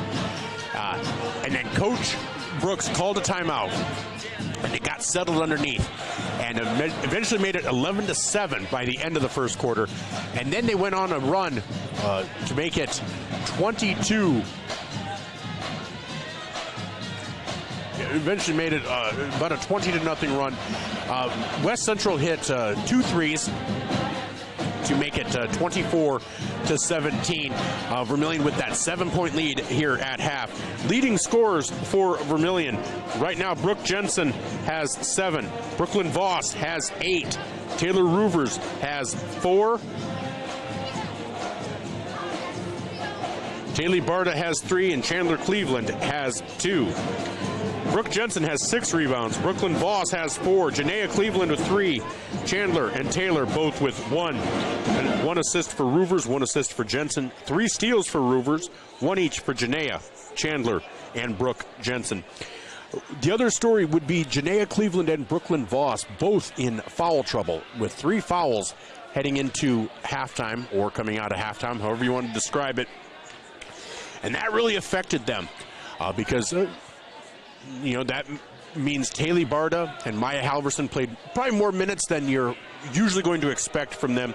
They're more somebody that you'd probably turn to spell rather than see significant time. But Taylor played well. Maya Halverson, you did not see a significant decrease in the play of the Tanagers while she was out there. And that's the key to a good bench. You need to see that consistent play. You need to see it maintained while they're out there. And both Taylor and Maya did that. And that's important, especially as we move forward. If either Janaea or Chandler get that 4th foul, you'll see Coach John Brooks pull them in a hurry. For West Central, their scoring is as follows. Mainly from the 3-point line. Alexa Borns has 6. Emily Stoffren has 4. It's a 3-pointer and a free throw. Ayla Kramer has a 3-pointer. And Mara Schultz has 2. And Kayla Jayton has 2 to add up to their 17. So that's the story so far. We're going to take a 1-minute timeout. We'll be back to look ahead to the boys game, and what we have for the rest of the week for Tanager basketball here on ESPN Radio, 101.5 FM, 1570 AM, KVTK, Vermillion and Yankton. Pied Piper Flowers and Gifts, your floral and gift store on the corner of 15th and Broadway. We have what you need this holiday season. The freshest flowers and plants, home decor, candles, games, puzzles, socks, a great foodie corner, and of course beautiful jewelry, because we love things that sparkle. Be sure to stop by and see all that we have. It will surprise you. Shop local, shop Pied Piper Flowers and Gifts, your floral and gift store.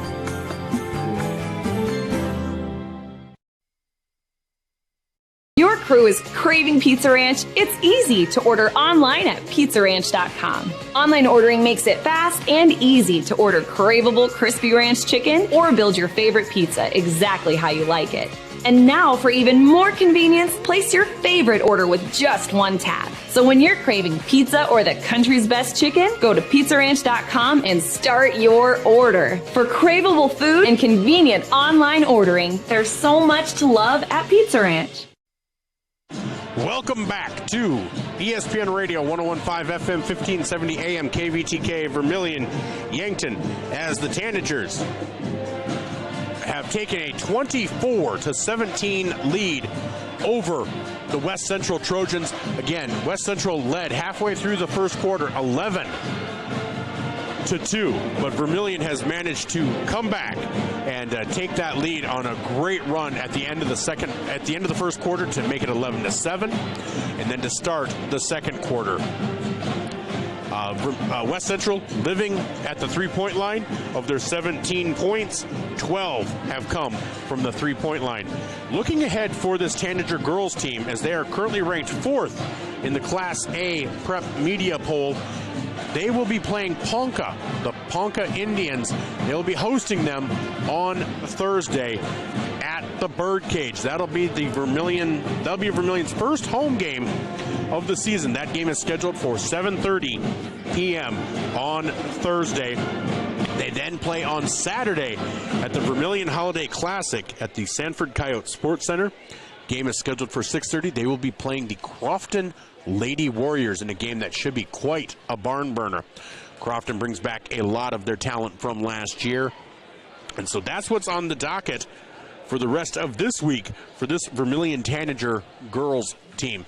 Later tonight, we will be bringing you the Vermillion Tanager boys as they take on West Central. West Central with a lot of height for that boys team. One major addition in the offseason was Jake Cool, the 7-footer from Irene Wakanda, who was a Northern State commit, who is a Northern State commit for basketball. So Vermillion will have their hands full tonight, as they are not a tall team, and Irene Wakanda is. If you look at it, they have players that are 6'1", 6'1", 6'4", 6'8", 6'2", 6'4", 6'4", 6'2", 7 foot, 6'2", and 6'4". Whereas Vermillion's tallest player comes in at 6'7", that's Cole Tweeton, and Frankie Orr at 6'4". And Carter Hansen and Trey Hansen coming in at 6'3" are the next two tallest players. So that Vermillion matchup against West Central, the boys, should be an interesting one. But we have another half of basketball here for these Vermillion Lady Tanagers as they look to continue their winning ways. 24-17 they lead over West Central.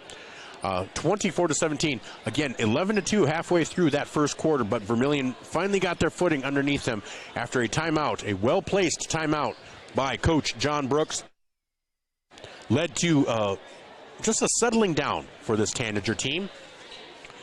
And we are here at the Coliseum in Hartford, South Dakota, home of West Central. About 10 seconds away, you'll hear the buzzer, unless they stop it at 1 second like they sometimes do, as we get ready to begin the third quarter. And remember, every timeout is brought to you by Murph's Appliance.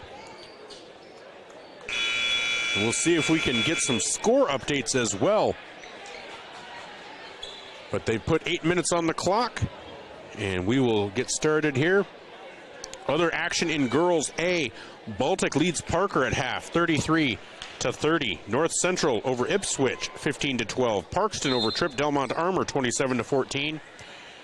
And Vermillion will inbound the ball.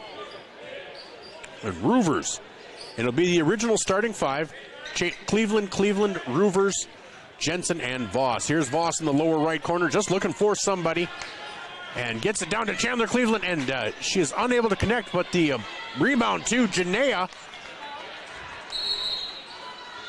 And they're going to call a jump ball, so that ball will go to West Central. So that rebound probably doesn't qualify for Janaea, unfortunately. But it did cause West Central to have to use their possession arrow. Here's Mara Schultz. Giselle Jarding and the entire Tanager crowd saw that travel. Here's Alexa Borns, back to Schultz. Schultz, cross-court pass to Anderson. Anderson with the short jumper, and that is up and in. So 24-19 on the quick two-pointer by Molly Anderson. Roovers gets it over to Janaea Cleveland on the left-hand side. Janaea over to Voss at the top of the key. Jensen on the right-hand side, guarded by Borns. Gets it over to Janaea, over to Voss on the left-hand side. Voss drives in, up with the right hand, up and in for Brooklyn Voss. That gives her 10 points on the night, to go along with her 4 rebounds. And here's Mara Schultz for 3, no good. And that ball is knocked out of bounds by Brooke Jensen. Original starting 5 out there for West Central as well. Molly Anderson, Alexa Borns, Giselle Jarding, Emily Stoffern, and Mara Schultz. Here's Jarding to inbound the ball. Gets it into Stoffern. Stoffern gets it over to Schultz, tapped by Taylor Roovers. Here's Molly Anderson. Long cross court to Borns. Borns for 3, and that's going to be short. And rebound to Anderson. Gets it over to Jarding. Jarding drives in, kicks it down to Schultz. Schultz with the left-handed jumper up, no good. Rebound, Brooke Jensen. Jensen with 7 rebounds on the night. Roovers gets it down to Chandler Cleveland onto the block. Turns around, up and in for Chandler Cleveland. Assist for Taylor Roovers. And here's a timeout by John Brooks. And that's a 30-second timeout, so we're going to keep it right here. So 28-19 in favor of Vermillion. They've outscored West Central 4-2 so far this half. Again, Brooklyn Voss, the only player in double figures with 10. With 10 points, she also has 4 rebounds. Brooke Jensen with 7 points and 7 rebounds. So good all-around game. Taylor Roovers with 4 points, 1 rebound, 2 assists, 3 steals. Here come the West Central Trojans. Vermillion breaks huddle. 6:10 to go here in the third quarter.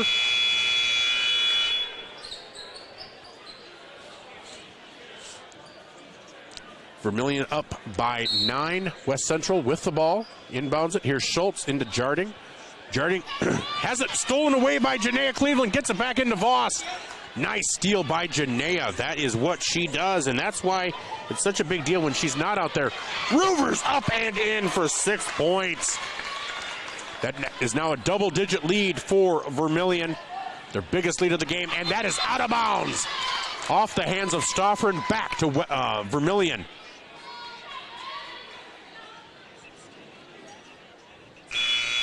So 5:49 to go. Vermillion with an 11-point lead. Checking out is Giselle Jarding. Checking in, Ayla Kramer. So Taylor Roovers to bring the ball up for Vermillion. Roovers at the top of the key. Gets it out to Chandler Cleveland. Over to Roovers. Roovers for 3. Yes! Taylor Roovers with a 3. Gives her 9 points on the night. And Roovers almost with a steal. Borns with the ball, gets it over to Stoffern. Stoffern gets it out to Anderson. Anderson for 3, no good. Rebound, Chandler Cleveland. Here's Roovers pushing the ball up, gets it to Jensen. Jensen thought about the 3, drives in, short jumper up, and no good. In and out, rebound, Stoffern. Vermillion leads 33-19. 5 minutes to go here in the third quarter. Remember, it was 11-2 at one point. And steal by Roovers. She's quick and she's small. People miss her, I think. Down low to Chandler. Up to Voss. Voss up and in. Oh, no good. But they are going to call a foul on the shot on Stoffern. That'll be Stoffern's second foul. So Voss, 0 for 2 from the line. Oh, in and out. 0 for 3. Checking in Casey Jayton and Clara Nelson, as well as Raina Gehring. Checking in for Stoffren and Ayla Kramer and Mara Schultz. That was Stoffren's second foul. Here, 4:46 to go here in the third. And Brooklyn finally hits a free throw tonight. Gets off the schneid. Makes the score 34-19. Gives her 11 points on the night. Here's Anderson. Anderson over to Borns. Borns back to Anderson. Janaea tried the steal. Unsuccessful. They get it in. And this is Clara Nelson with the ball. Didn't call a jump there. Here's Borns, guarded by Roovers out at the top of the key. Gets it down low to Anderson. Anderson in the paint. Kicks it out to Raina Gehring. Gehring gets it down low to Clara Nelson. Nelson out to Borns. Borns for 3, and that is good. Borns with her third 3 to give her 9 points on the night. Up and no good from Cleveland. Back up and no good, but Chandler was fouled on the play. Foul's going to be called on number 4, Raina Gehring. That is her first personal.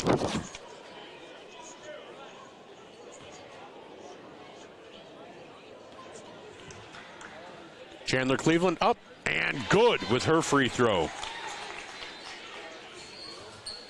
So again, Barta is in there for Voss.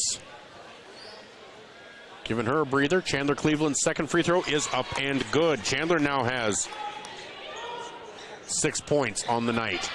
That ball stolen away by Janaea. Down to Roovers. Roovers with the short jumper. And Roovers is in double figures.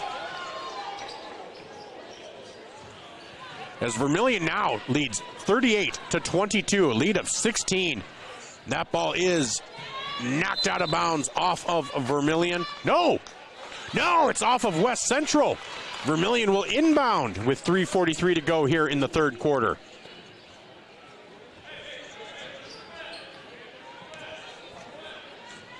And Taylor Roovers brings the ball up. She's at the top of the key. Roovers having herself a night along with Brooklyn Voss. Barta on the right-hand side. Barta with the short jumper up and banks it in! Kaylee Barta with 5 points on the night. As Vermillion has hit the 40-point mark, leading by 18. That ball's knocked away into the hands of Roovers. Roovers with her 5th steal of the night. Brings it to the free throw line, hands it off to Barta. Resets Roovers, top of the key. And that ball is stolen away from Jensen by Anderson.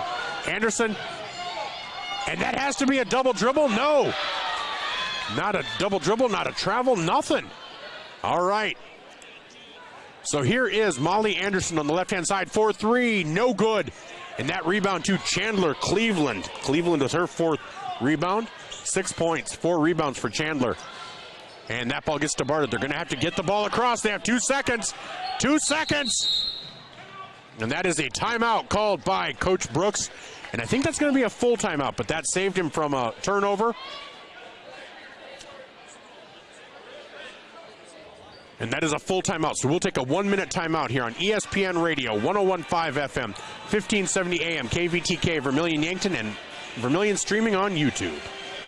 The Perks card from Pump and Pack? Well, guess what? There's an addition, not just a card, it's an app. The Pump and Perks app and the Pump and Perks card from Pump and Pack, Vermillion. Just go to their Facebook page, Pump and Pack, and scan the QR code and you're in. Or go to the store, Pump and Pack, and get the card. Then download the app. Each one does the same thing. Like give you 5 cents off per gallon every day, except for Sunday, it's doubled with the Perks card from Pump and Pack, Vermillion. Welcome to Runnings in Vermillion. Shop their great lineup of clothes for women. Names like Ariat and Carhartt for men. Boots and shoes and kids' clothing. Runnings has a large supply of animal food and accessories.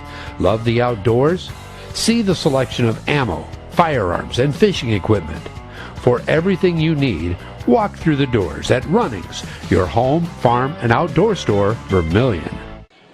We are back at the Coliseum on the campus of West Central High School, where the Trojans trail Vermillion 22-40. Vermillion, again, I want to remind you, they trailed 11-2. They have outscored West Central 38-11 in the last essentially 2 quarters.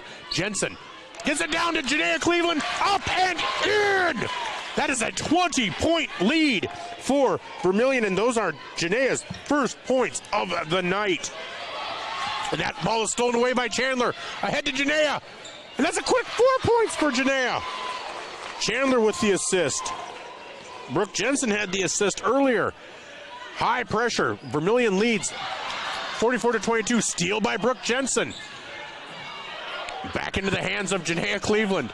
Janaea with the thought about the jumper. Gets it over to Roovers. Resets. Just settling down just a little bit. Get it down to Brooke Jensen. And Brooke has 9 points on the night. 46-22. And this game is quickly getting away from West Central. And here is Clara Nelson. Gets it over to Casey Jayton. Jayton over to Gehring. Gehring with the shot. No good. Rebound. Roovers pushes the ball ahead. Gets it to Janaea. Janaea gets it over to Chandler on the right-hand side. Over to the left on Roovers. Here's Taylor Barta. Barta to Brooke Jensen. Jensen for 3. No good. And they're going to call Barta with a foul. That will be Taylor's 3rd. So Brooklyn Voss coming in.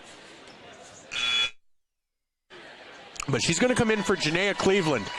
Janaea with 4 points there in a quick succession. Vermillion with 1:07 to go in the third quarter leads West Central 46-22. And bad pass from Giselle Jarding. And that ball will be turned over to Vermillion with 1:02 to go. Coming in for West Central for Jarding is Abby Thornton, a 5'10" sophomore. And Coach Caffrey might be sensing that the game is getting out of hand, so he might just be trying to play some players. Here's Taylor Barta at the free throw line. Gets it out to Jensen. Jensen over to Roovers. 52 seconds to go here in the third quarter. Roovers at the elbow. Short jumper up. Oh, that was almost down and then out. And that was a rebound by Thornton. Here's Jayton. Gets to Borns. Borns. Back to Jayton. Jayton into the lane. Has it stolen away by Brooklyn Voss. Am I the only one who wants to sing? Borns, Borns, Borns to be alive. Borns to be alive. Maybe it's just me. Liz looks at me like I'm crazy. Here's Roovers with 18 seconds. Shot clock is off. Roovers about by midcourt. Just resetting the offense, using those ball handling skills. 10 seconds to go. Gets it down to Jensen. Give and go. Roovers with the floater. Up and oh, no good. Rebound to Borns. 3 seconds to go. And here's Jayton, and she will not get the shot off in time. So Vermillion, after 3, leads 46-22, having outscored West Central 22-5 in that quarter. We'll be back in 1 minute on ESPN Radio, 101.5 FM, 1570 AM KVTK, and Vermillion streaming on YouTube. Sherco in Vermillion is a full-service service center. Sherco LLC is an industry-leading supplier of tarp systems to the transportation industry and is located in Vermillion, South Dakota. Sherco Vermillion supports their customers in the agricultural, construction, waste, and flatbed markets. Become a part of the Sherco team. Go to sure-co.com, about us/careers. Demand the best. Demand Sherco.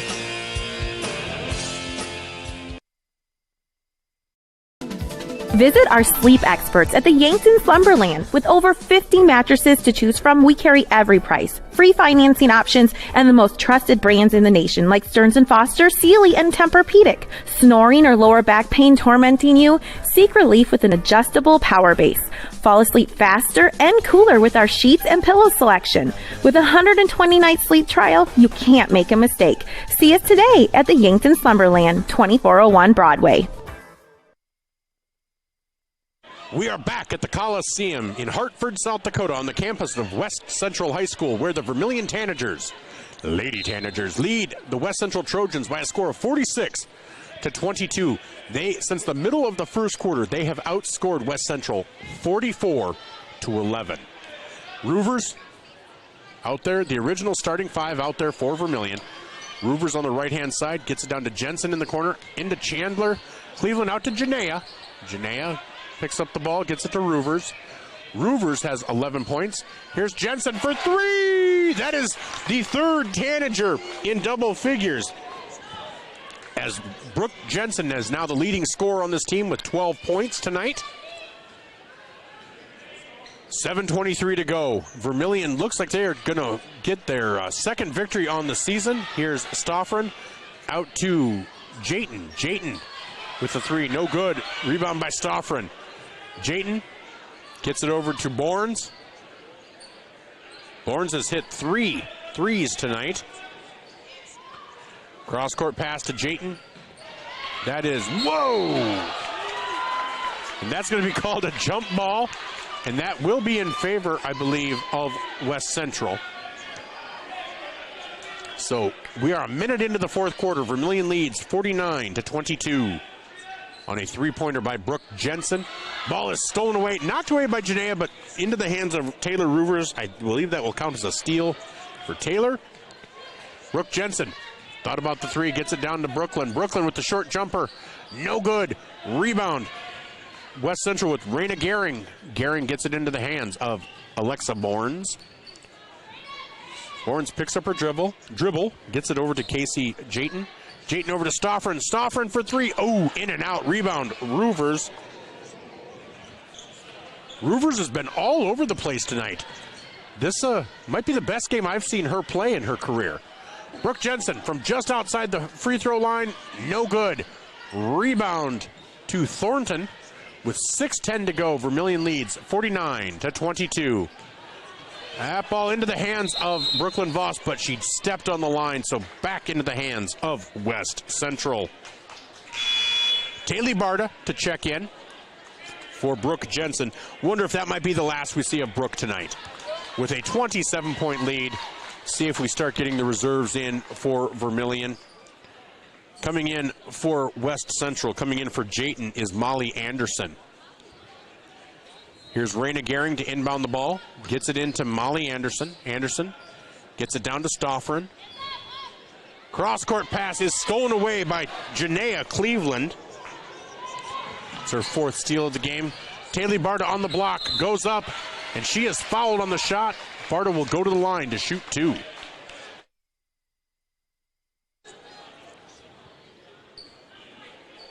And she was fouled by Raina Gehring.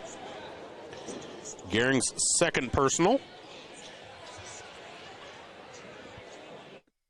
After that slow start, Coach Brooks has to be happy with the way his team has played since the middle of the first quarter. This West Central team is good. West Central almost always has good teams, well-coached teams, and this is a senior-laden team. So Barta missed her first free throw, second free throw up and good. So that is 6 points on the night for Taylor Barta. Here's Gehring. Cross-court pass out of the hands of Thornton. That is over to Vermillion. So again, Vermillion now 50 at the 50-point mark. Hey, congratulations to Gary and Linda Schumacher. Last Friday was their 50th wedding anniversary. Like I said back then, I've been out of the house long enough. I don't think they're sticking together for the kids. So congratulations, Gary and Linda Schumacher. As Thornton comes out, it's now Stoffren, Borns, Schultz, Anderson, and Jarding out there for West Central. For Vermillion, it is Janea Cleveland, Chandler Cleveland, Taylor Barta, Brooklyn Voss, and Taylor Roovers. Here's Roovers at the top of the key. Barta thought about the three, gets it down to Voss in the corner. Barta gets it, tries to get it down low to Chandler Cleveland. Unable to connect, ball into the hands of Stoffren. Stoffren gets it to Borns, back to Stoffren. Cross-court pass to Jarding. Jarding picked up by Roovers. Over to Anderson in the left-hand side. Cross-court pass to Schultz. And there's Jarding. Jarding with the long three, no good, off the mark. And Stoffren, as she tried to save it, stepped on the line. So that ball will go back to Vermillion. leading 50-22. Brooke Jensen will come in for Chandler Cleveland with 4:57 to go here in the third quarter. Vermillion having outscored West Central 48-11 since the middle of the first quarter. Here's Roovers bringing the ball up, gets it over to Janea, down to Roovers, inside to Jensen, outside to Janea, inside to Jensen, turnaround jumper up and in for Brooke. Gives her 14 points on the night to go with at least 7 rebounds. Makes it 52-22. I believe that will make it running clock now for the rest of the game. So here's Bournes over to Schultz on the right-hand side. Back to Bournes. Bournes spin move out to Schultz. Gets it down low to Molly Anderson. Kicks it out to Stoffren. Stoffren thought about the 3. Guarded by Janea, and that ball is out of bounds. It was stolen by Voss, but out of bounds anyhow as Stoffren stepped on the line. Maya Halverson comes in, checks in for Janea Cleveland as she comes out to a round of applause. With 3:56 to go here in the fourth quarter. Roovers over to Barta. Barta tries to pass it across. Bournes intercepts. 3:46 to go. Vermillion up 52-22. That ball is knocked away, but Jarding picks it up. Goes up with the left hand. No good. Rebound out to Bournes. Bournes for 3. That is good. That puts her in double figures. The only player for West Central in double figures with 12. 12 of the 25. 3:26 to go. Roovers for 3. That is good. Taylor Roovers with 14 points on the night. Gets it back to a 30-point lead, 55-25. Schultz at the top of the key. Stoffren over to Anderson. Anderson drives in on Barta. Pass over to Jarding. Jarding for 3. That is good. Giselle Jarding with a 3. Her first points of the evening. Down low to Maya Halverson. Unable to connect the ball, corral the ball in time to get a good shot up. So now trailing by 27. West Central has the ball on the offense.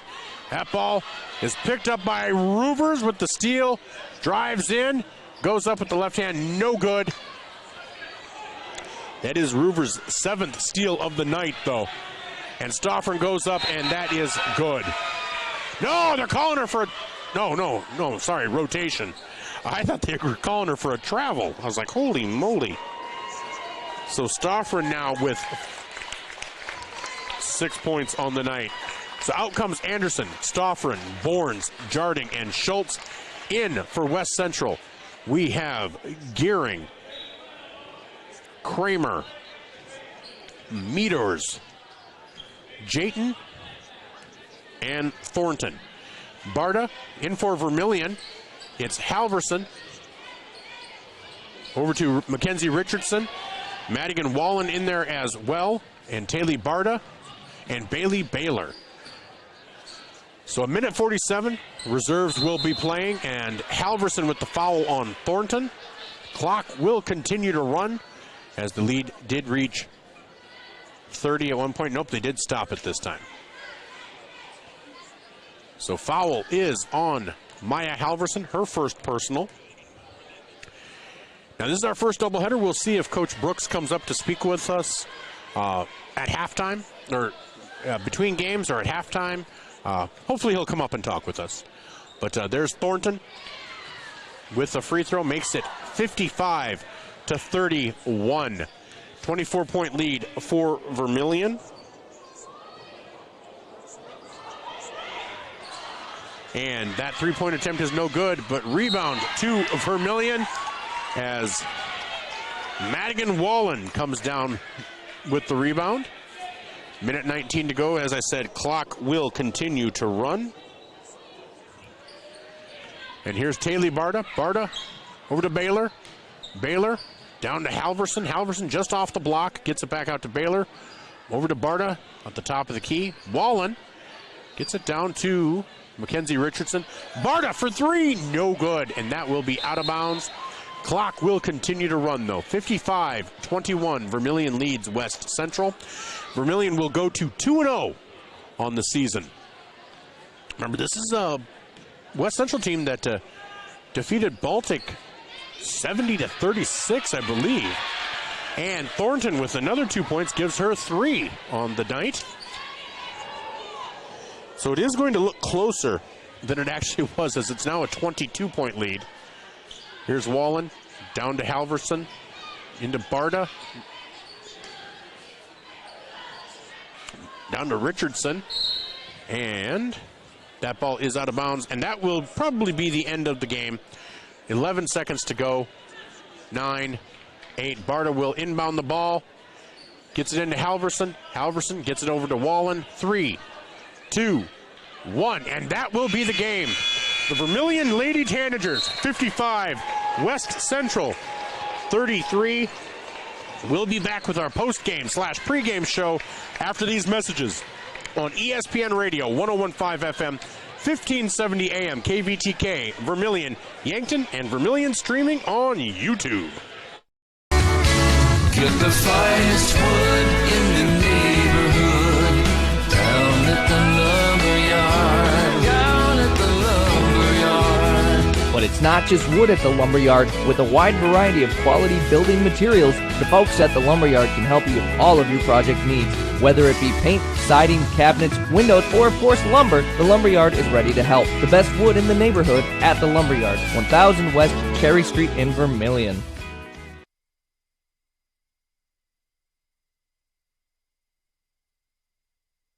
You ready to start a career with an exciting team? Thermobond is looking to add to our team of experts. We offer competitive wages, a positive work environment, and on-the-job training. Thermobond is headquartered in Elk Point, South Dakota, and for over 30 years we've been providing lightweight and precast solutions for multiple industries nationwide. Check us out and see if you'd like to start a new career with us today.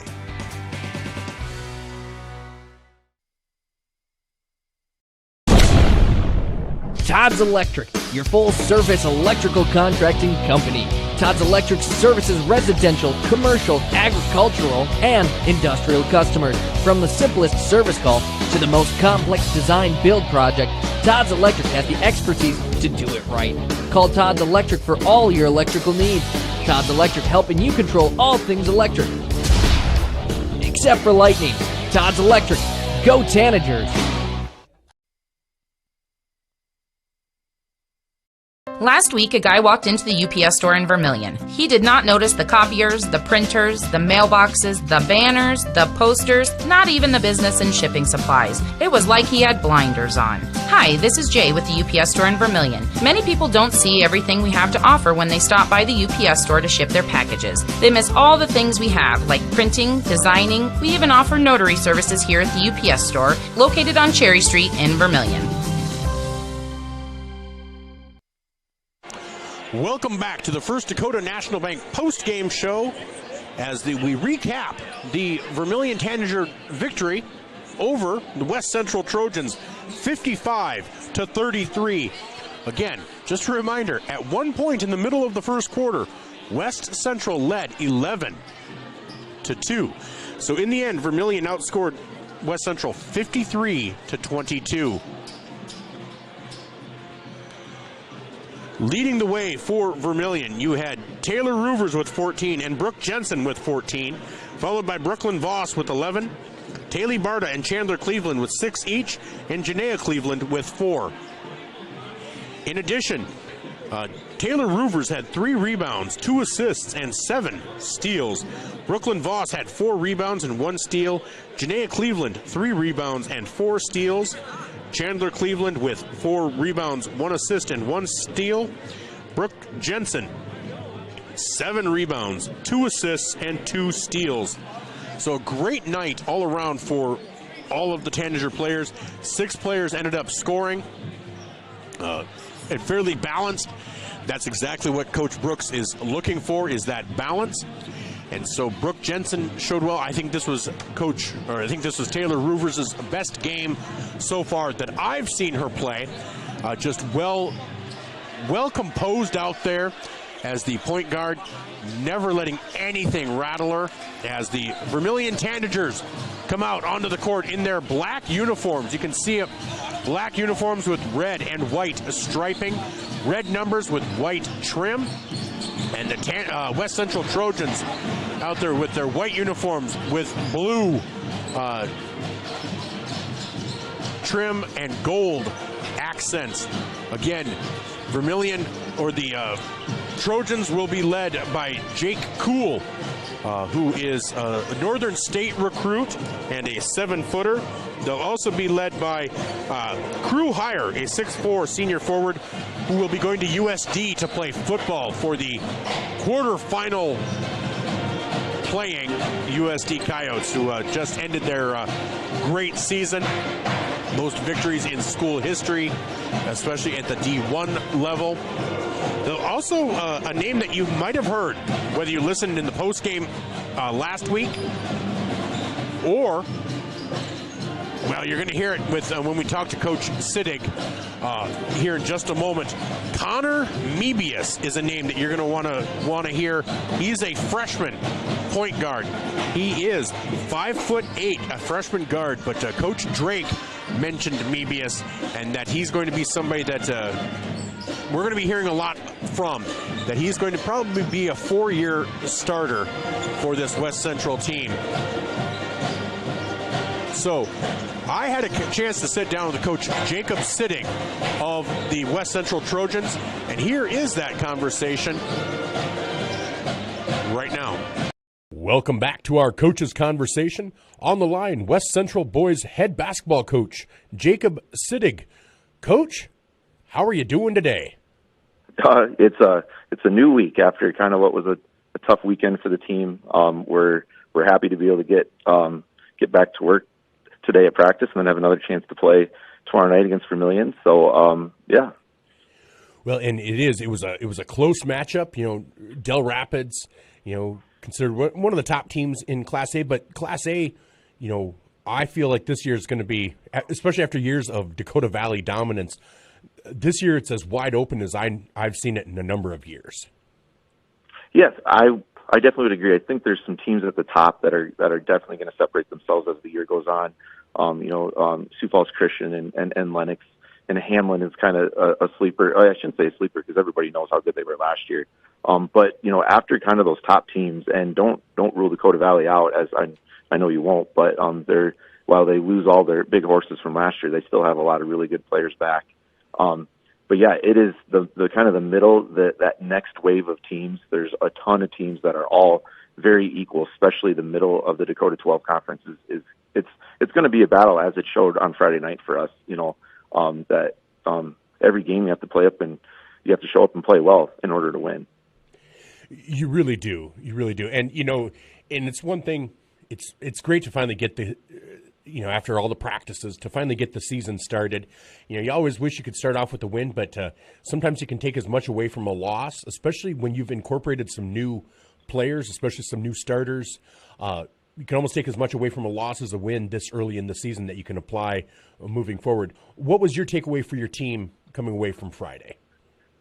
Yeah, I think everything you just said is how I would evaluate.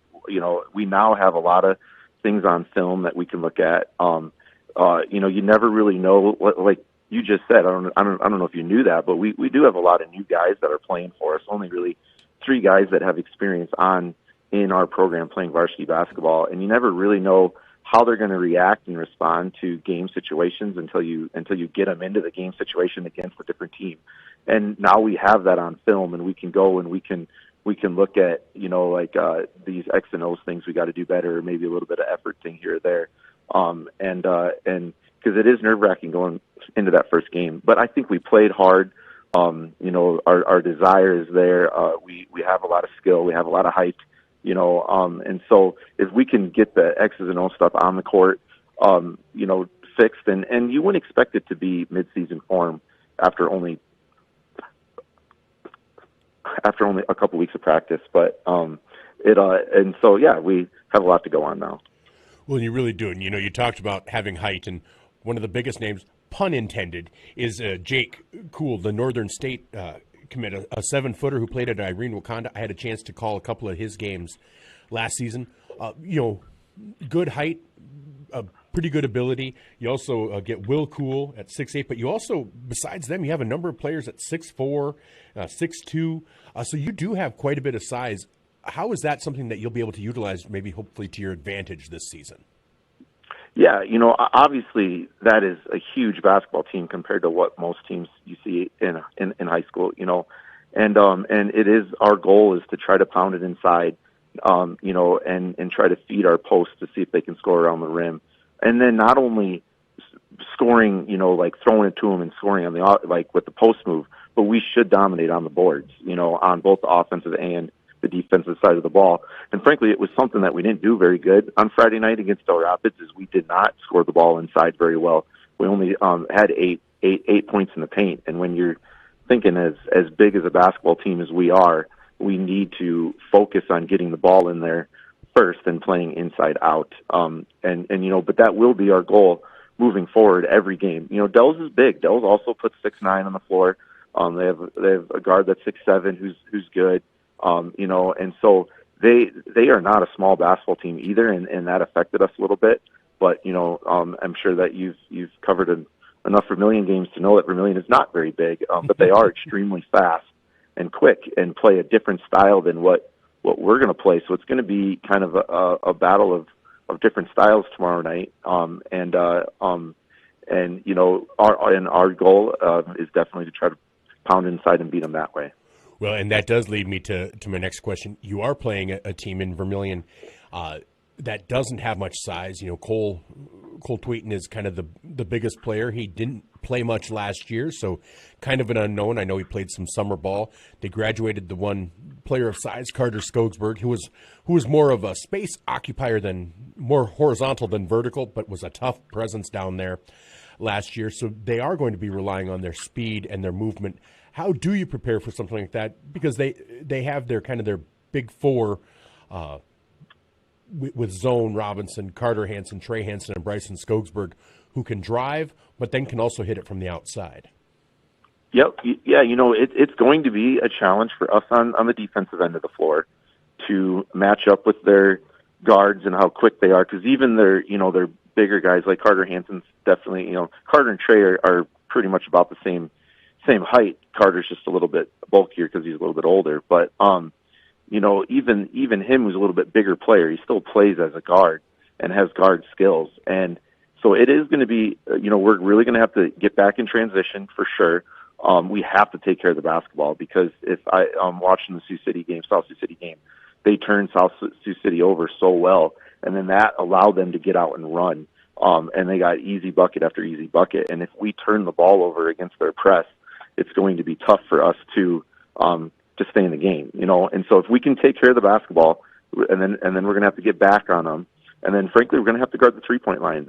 Vermillion did not have to shoot the three against South Sioux City because they got so many easy buckets in transition. And so if we can do all those things, then the flip side of that is we then present a matchup issue for them on the other side of the floor. So while they will be tough for us to guard with all of their guards compared to our bigs, we should present the opposite issue for them on offense if we do take care of the basketball, because they will have to try to contend with our size inside, where they don't have hardly any size compared to what we have. Well, and that's exactly right. Well, just before I let you go, who are some of the names on your team that we can probably expect to be hearing called quite a bit tomorrow night? Yeah. Well, our leading scorer in the first game was Jake Cool, as you already mentioned. We would hope that he would be close to our leading scorer each night. But we have plenty of other guys that also can. So Crew Hire is a senior, 6'4", who he got into foul trouble against Dells and didn't get to play much in the first half at all. And so his numbers were low in that first game. But we fully expect him to have a big game, especially with the size that he can go against. And then I would say another name, an up-and-comer that I think if you give it a couple of years, people will really know who he is. But Connor Mebius is a freshman guard for us that starts at the point guard or at shooting guard. And he's a little guy. He's very small compared to what the rest of our team is. But he is a very dynamic shooter, very, very dynamic scorer, just knows the game. He's just a pure basketball player. And so those would be some names that I would look at. But we're kind of the makeup of our team is any any player could be our leading, any guy that starts or plays a decent amount off the bench could be our leading scorer any night. Against Dells, we had 20 bench points compared to Dells' 0. So we don't really fall off too far once we get into our bench. We still have scoring that can come from there. Well, Coach, I'm looking forward to seeing your team in action, and this is the second time I've actually heard the name for Connor Mebius, so I'm really looking forward to seeing him in action. So I appreciate you being willing to take the time to talk with me today. Really appreciate it, and best of luck tomorrow night. Thank you very much. I appreciate it. That was West Central Boys basketball head coach Jacob Sittig here on our Coaches Conversation. We'll be back with more on ESPN Radio, 101.5 FM, 1570 AM KVTK, and Vermillion streaming on YouTube. And welcome back to our First Dakota National Bank post-game show, as well as our pregame show, brought to you by First Dakota National Bank. Hey, we are getting ready. We're about 3.5 minutes away from game time.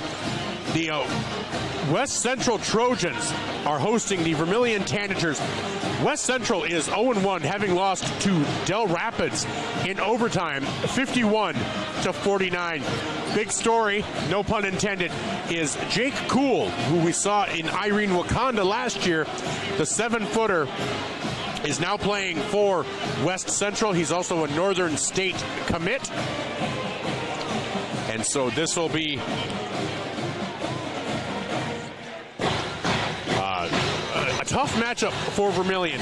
Vermillion will be led by their usual starting 5, but for West Central last week in their overtime loss, they were led in scoring by Jake Kuhl with 16 points, followed by Connor Mebius, the aforementioned Connor Mebius. Will Kuhl had 8 points.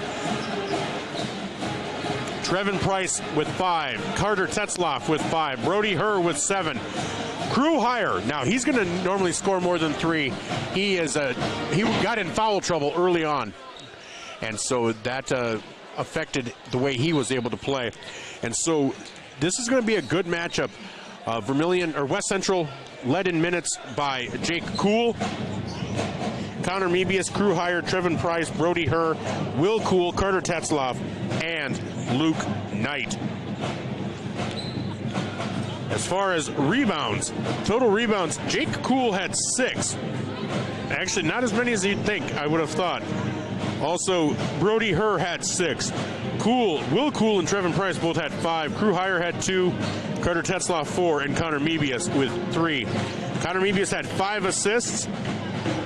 1 steal, 2 steals for hire, 2 steals for Will Kuhl. Brody Herr had 4 steals. So it's going to be a great matchup tonight. The minute 37 to go. We're going to take a quick look around the state at some scores, as we're a little bit earlier than some, but there should be some girls' scores for us to update everyone on.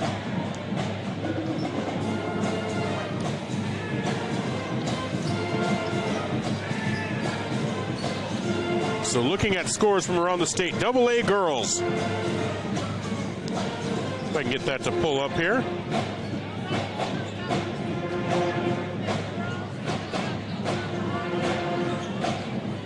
And it is not wanting to, so just a second here. All right.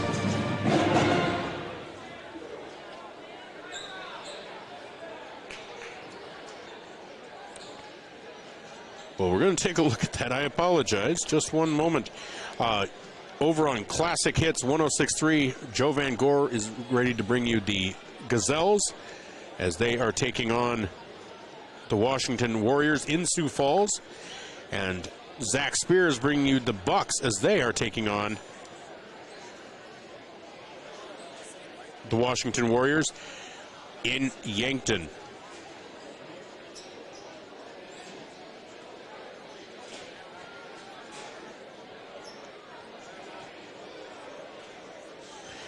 And for some reason, it's not wanting to load for me. I apologize, but we are getting ready to announce starting lineups.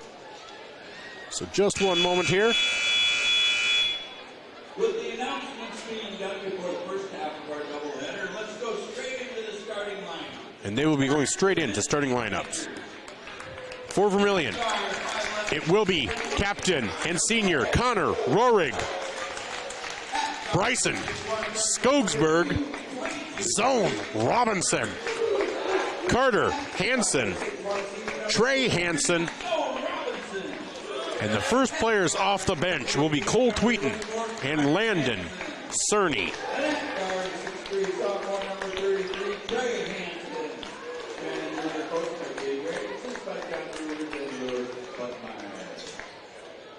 For every home game, the West Central Boys basketball team selects future Trojans to be part of game night. Please welcome tonight's future Trojans. So they're introducing future Trojans as the ball boys. Yeah, for some reason cannot get my score feed to pull up.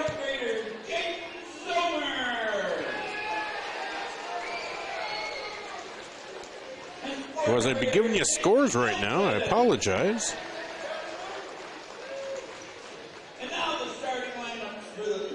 So the starting lineups for West Central. Number 2, that 5'8" freshman, Connor Mebius. Crew hire the USD football commit. Number 5, Trevin Price. Number 13, Brody Herr. And number 23, Jake Cool. So again, 7-footer, number 23, Jake Cool. He's going to provide a matchup nightmare for Vermillion. They're going to have to rely on their speed and their quickness. As West Central is 0-1, Vermillion 1-0, but that West Central loss is in overtime to number 5, Del Rapids. Vermillion defeated South Sioux. So here's the jump. Jake Cool at 7 foot to jump against 6'3", Carter Hansen. I don't know if Vegas would lay money on who's going to win this one. And Cool wins the tip into the hands of Crew Hire. As you are listening to Tanager Basketball, brought to you by First Dakota National Bank. Connor Mebius for 3, and that is in. And just like that, West Central out to a 3-0 lead. Trey Hansen brings the ball up. Directing traffic. Again, the black uniforms with the red stripe and the white trim. Hansen drives in, short jumper, no good. Rebound, Jake Cool. They get it down low. Here's Hire. Here's Cool at the top of the key.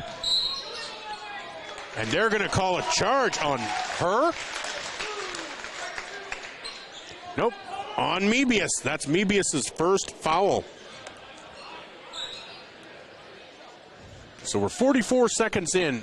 West Central leads Vermillion 3-0. Trey Hansen brings the ball up.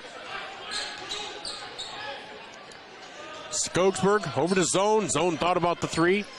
Gets it over to Skogsberg again. Sorry, that was Rohrig. Skogsberg for 3, and that is off, but Rohrig with the rebound.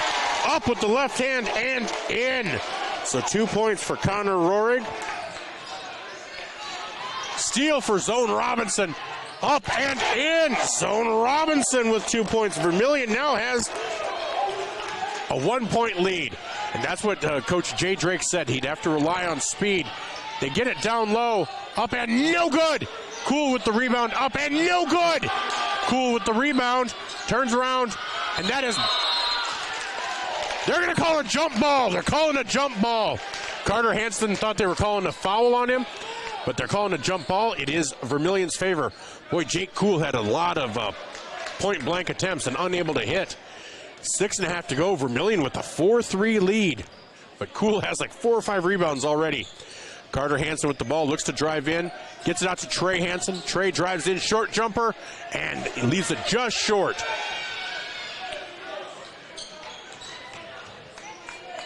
And here's Cool at the top of the key. Trevin Price with the ball down in the lower right corner.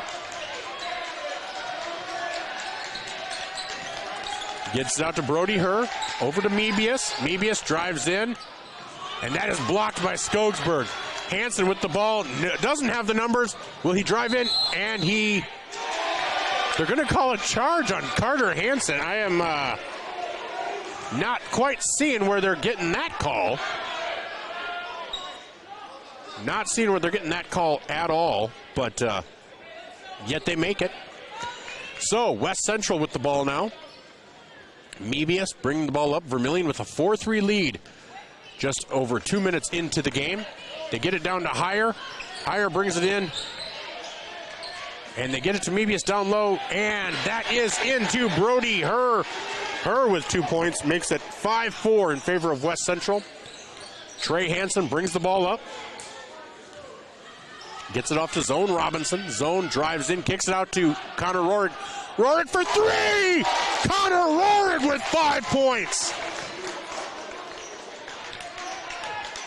The senior captain doing his thing. Here is Brody Herr. Herr gets it off to Mebius. Mebius back to Herr. Jake Kuhl being guarded by Skogsberg and Rorig. Mebius brings the ball out front. 14 seconds to go on the shot clock. Here's Heyer down on the block. And up and in for Crew Heyer. Makes the score 7-7. Trey Hansen bringing the ball up. Gets it over to Carter Hansen. And Hansen is tripped by Brody Herr. That'll be Herr's first foul. Second team foul. Again, remember, new free throw rules. No free throws until 5, and then until 5 fouls. It resets at each quarter, and it goes to 2. Whoa. Hansen was going to the other side of the line, but he had not quite established himself, but had not been touching on the other side either. Hansen kicks it out to Rorig. Rorig for 3, no good. Oh, unable to come up with the rebound was Carter Hansen. Into the hands of Jake Kuhl. West Central looks to take the lead again, 7-7. Here's Heyer at the top of the key. Mebius for 3, no, for 2. It's a long 2 for Mebius. Mebius with 5 points, 9-7. West Central leads Vermillion. Trey Hansen brings the ball up, gets it to Carter. Carter drives in with the floater, up and in. Carter Hansen with 2 points. Ties it back up at 9, halfway through the first quarter. Price and Mebius playing catch, back and forth, guarded by Zone Robinson. Gets it over to Kuhl. Kuhl is kind of that safety net for you. Crew Heyer down low. Heyer up and in. So Crew Heyer with 4 points. West Central back out to an 11-9 lead. Trey Hansen brings the ball up. Gets it out to Connor Rorig. Rorig over to Skogsberg. Skogsberg for 3. That is good! Bryson Skogsberg for 3. Vermillion with a 12-11 lead. 3:22 to go here in the first quarter. Crew Heyer for 3. No good. Rebound Skogsberg. Skogsberg doesn't have the numbers. He will pull up for 3, though, and that is tipped by Mebius. 12-11, Vermillion leads. 5 minutes into the first quarter. Here's Price. Price drives in, gets it down to Herr up and in. Makes the score 13-12, West Central. Carter Hansen brings the ball up. Zone Robinson for 3, and that rims out. Rebound. Rebound for Trevin Price. And that ball will go back to Vermillion. Turnover by West Central. Coming in for West Central, number 22, Luke Knight. Number 24, Peyton Schulte. Number 4, Will Kuhl. I think that's all the new people. Nope. Number 13, Brody Herr is still out there, and Connor Mebius. Trey Hansen drives in. No foul called, despite the mugging down low. That ball is stolen away into the hands of Zone Robinson. Back into the hands of Connor Rorig. Here's Bryson Skogsberg bringing the ball up.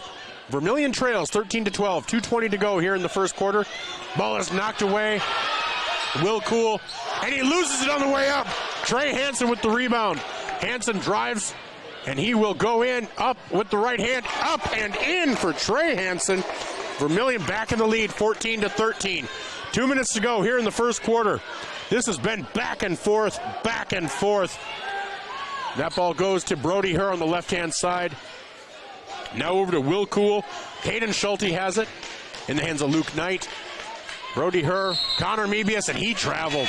He knew it too. He had possession and took a couple of steps. Now coming in is Carter Tetzloff. Tetzloff comes in for Brody Herr. Connor Rohrig comes out. Landon Cerny comes in. Minute 39 to go. Vermillion leads 14-13. Carter Hansen down in the lower right corner.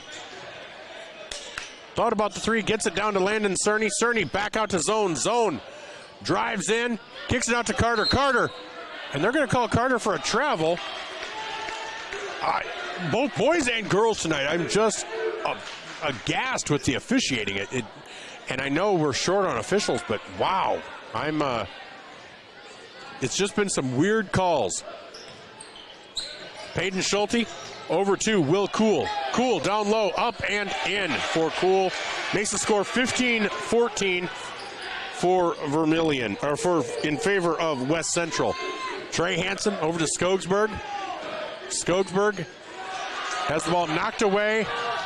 Back into the hands of Skogsberg, and you have to call a foul there. Skogsberg ends up planted face first, and that foul is going to be called on Will Cool. That'll be Cool's first personal. Third team with 57 seconds to go here in the first quarter. Zone Robinson drives in, turnaround jumper, and they called a travel. These officials, I'm not sure they know what traveling is. I really don't. So here's Peyton Schulte bringing the ball up. Gets it over to Trevin Price, down low to Cool. And there again, if that wasn't a travel, then I don't know what was. And they did. They called a travel. I believe that's the 6th or 7th travel call already. So 39 seconds to go. About a 5-6 second difference between the shot clock and the game clock. And Carter Hansen with the spin hits Landon Cerny cutting, and a layup for Landon Cerny. Vermillion takes the lead with 24 seconds to go. Steal by Trey Hansen. Vermillion expands that lead 18-15 with 18 seconds to go. Peyton Schulte kicks it out to Trevin Price. There's a three-point attempt for West Central. No good. Rebound, Skogsberg. 7 seconds. Bryson drives in. Shot up and good! 20 points in the quarter for Vermillion. 20-15. We'll be back after this on ESPN Radio, 101.5 FM, 1570 AM, KVTK, and Vermillion streaming on YouTube. Woo! In a situation like this, the first thing you do, of course, is make sure everybody's okay. And then you're thinking, you better call your insurance person. No, just call Justin. At Vermillion Auto Works, you see Justin handles all the insurance claims and gives free quotes. Not everybody does the free quote thing anymore, you know. So call Justin at Vermillion Auto Works. He'll take care of the situation. Carrying WeatherTech, Rough Country, and Tuxedo. Vermillion Auto Works. Vermillion Medical Clinic has an ongoing mission to provide areas with quality health care and convenient access to medical professionals. Our patients at Vermillion Medical Clinic value our dedicated primary care physicians, compassionate PAs, and consistently scheduled outreach specialty care. If you have health questions, need a screening, or have medical concerns for yourself or family members, call us for an appointment or visit VermillionMedicalClinic.com. So much care, so close to home. Back here after one quarter, Vermillion leads 20-15. I'm Michael Schumacher alongside Liz Marshall. You're listening to Vermillion Tanagers basketball as they face West Central. Wow, that was a heck of a first quarter. So here's Trevin Price. Over to Connor Mebius. Mebius over to Peyton Schulte. Schulte over to Crew Hire. Back to Schulte. Over to Mebius at the top of the key. Ball on the left-hand side. And that ball is knocked away into the hands of Trevin Price. 12 seconds on the shot clock. That is into the hands of Bryson Skogsberg. And here's Zone Robinson, drives in, had the ball kind of knocked away, into the hands again of Skogsberg. 25 seconds to go. Skogsberg for three! Bryson Skogsberg for three! 23-15, Vermillion. Skogsberg, after a rough first game, is feeling it tonight. Here's the ball in the hands of Crew Hire. Gets it out to Will Cool. Cool for three.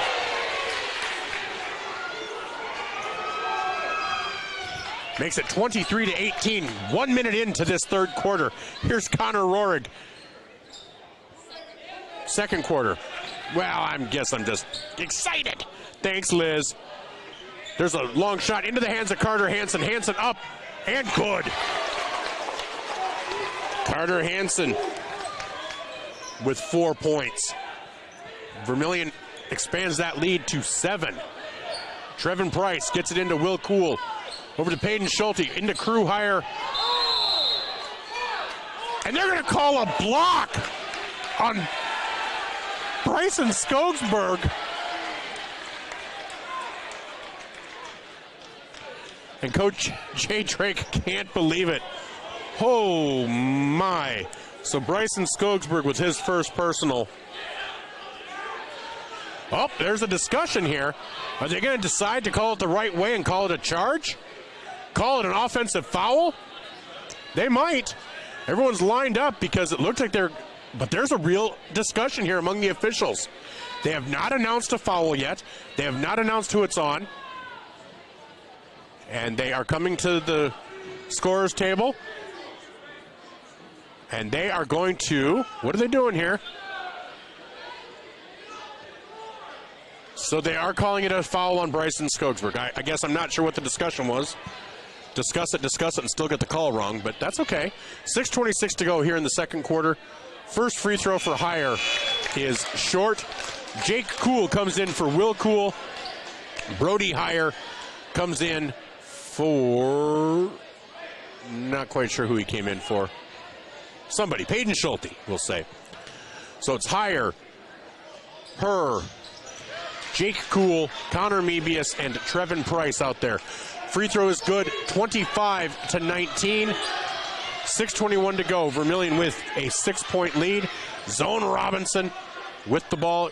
Trey Hansen out top. Has the ball stolen away by Crew Hire. And another blocking foul on Bryson Skogsberg.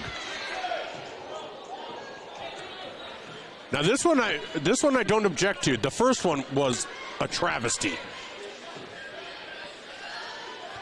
So 6:09 to go here in the second quarter. Vermillion leads 25-19. Hire's third free throw of the night is no good. He's missed 2, made 1. Coach Jay Drake having a conversation.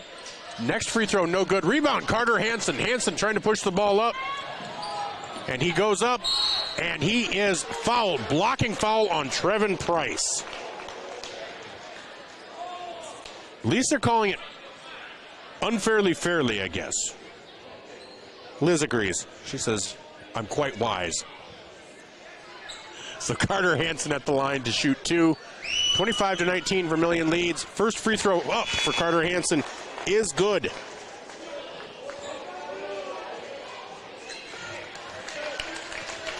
And that gives Carter 5 points on the night. To go with Connor Rohrig's 5 points and Trey Hansen's 4. And second free throw is up and good for Carter. Gives him 6 points. Leading scorer on the night for Vermillion is Skogsberg with 8 right now. Brody Herr gets it out to Mebius. Mebius drives with the floater. No good. Rebound, Carter Hansen. Vermillion with that 8-point lead. Hansen in, and no foul, but blocked by Cool.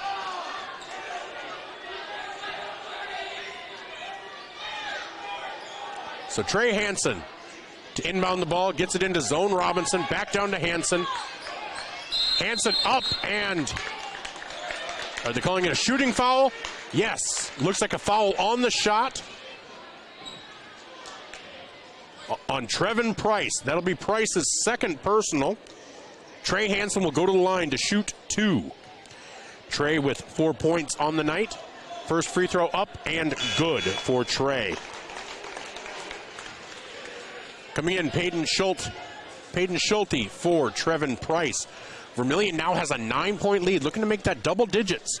Second free throw up and good for Trey Hansen, giving him 6 points on the night.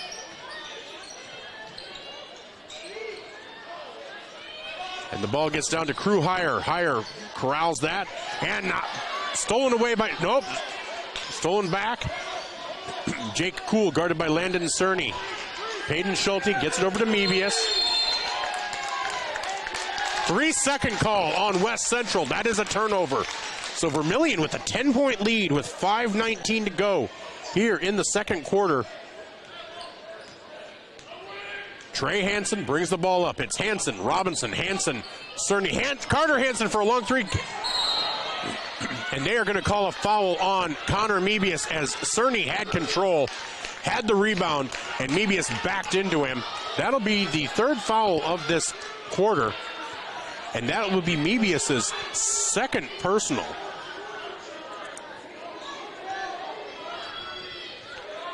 So Trey Hansen to inbound the ball. 5:10 to go. Vermillion leads 29-19 here in the second quarter. Down to Trey Hansen on the block. Shot is up, no good. Rebound Hansen. Trey, that is. Trey brings it back around top. Gets it out to Landon Cerny. Gets it out to Carter Hansen. Carter drives in. Has the ball knocked away. Peyton Schulte goes up and no good. Rebound Higher though, and he puts it up, and that is good. So Crew Higher with 7 points. Trey Hansen thought about the long three, took the long three, missed the long three, and that rebound is to Crew Higher. Gets it to Mebius.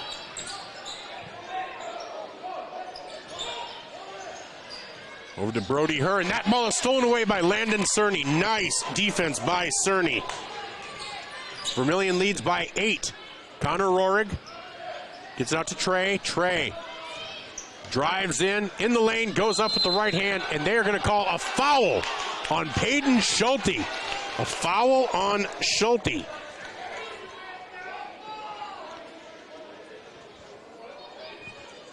That'll be Schulte's first. Hansen will go to the line to shoot 2. That's the fourth team foul this quarter with 4:08 to go. First free throw for Hansen. Trey is up and good. Gives him 7 points on the night. And Vermillion a 9-point lead. Second free throw up and good. 4 for 4 from the line so far for Trey Hansen. 10-point lead for Vermillion. 31-21 with 4:05 to go here in the second quarter. Connor Rohrig kind of pulls up those shorts, prepares for good defense, gets over to Brody Herr, back to Schulte, back to Herr, back to Schulte, and back to Herr. And there's a timeout by West Central. Is that a full or a 30? With the score 31-21. And that's a 30-second timeout, so we'll just keep it here. So right now, for Vermillion, your leading scorers, Trey Hansen with 8, Bryson Skogsberg with 8, Carter Hansen with 6, Connor Rohrig with 5, Zone Robinson with 2, Landon Cerny with 2. Great all-around game by this Vermillion Tanager offense. Great defense. They are outsized in this matchup, and you are not seeing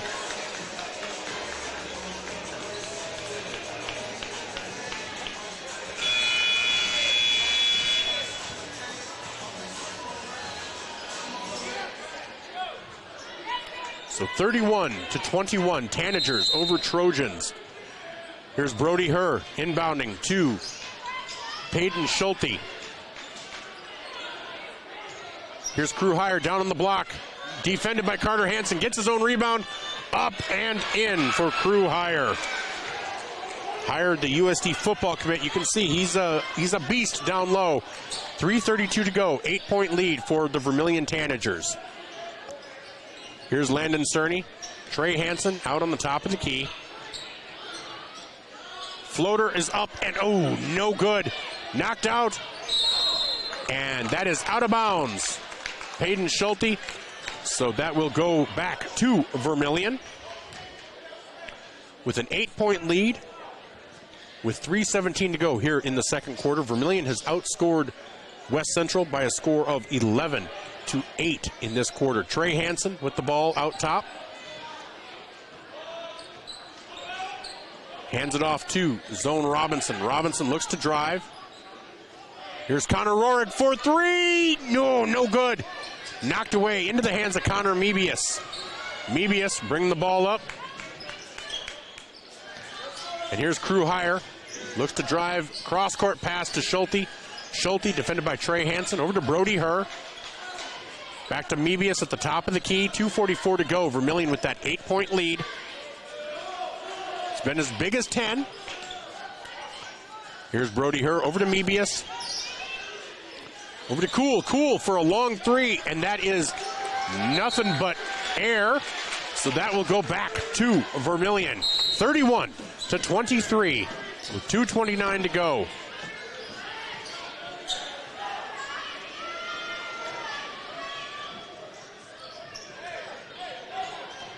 Vermillion leads by 8, 31-23.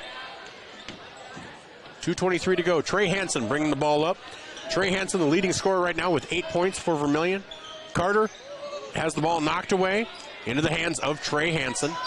Trey hands it off to Zone. Zone drives in, kicks it out to Carter. Carter into the lane, up with the right hand, no good. Into the hands of Zone Robinson for the rebound, up with the right hand, no good. Rebound by Brody Herr. And that ball is down low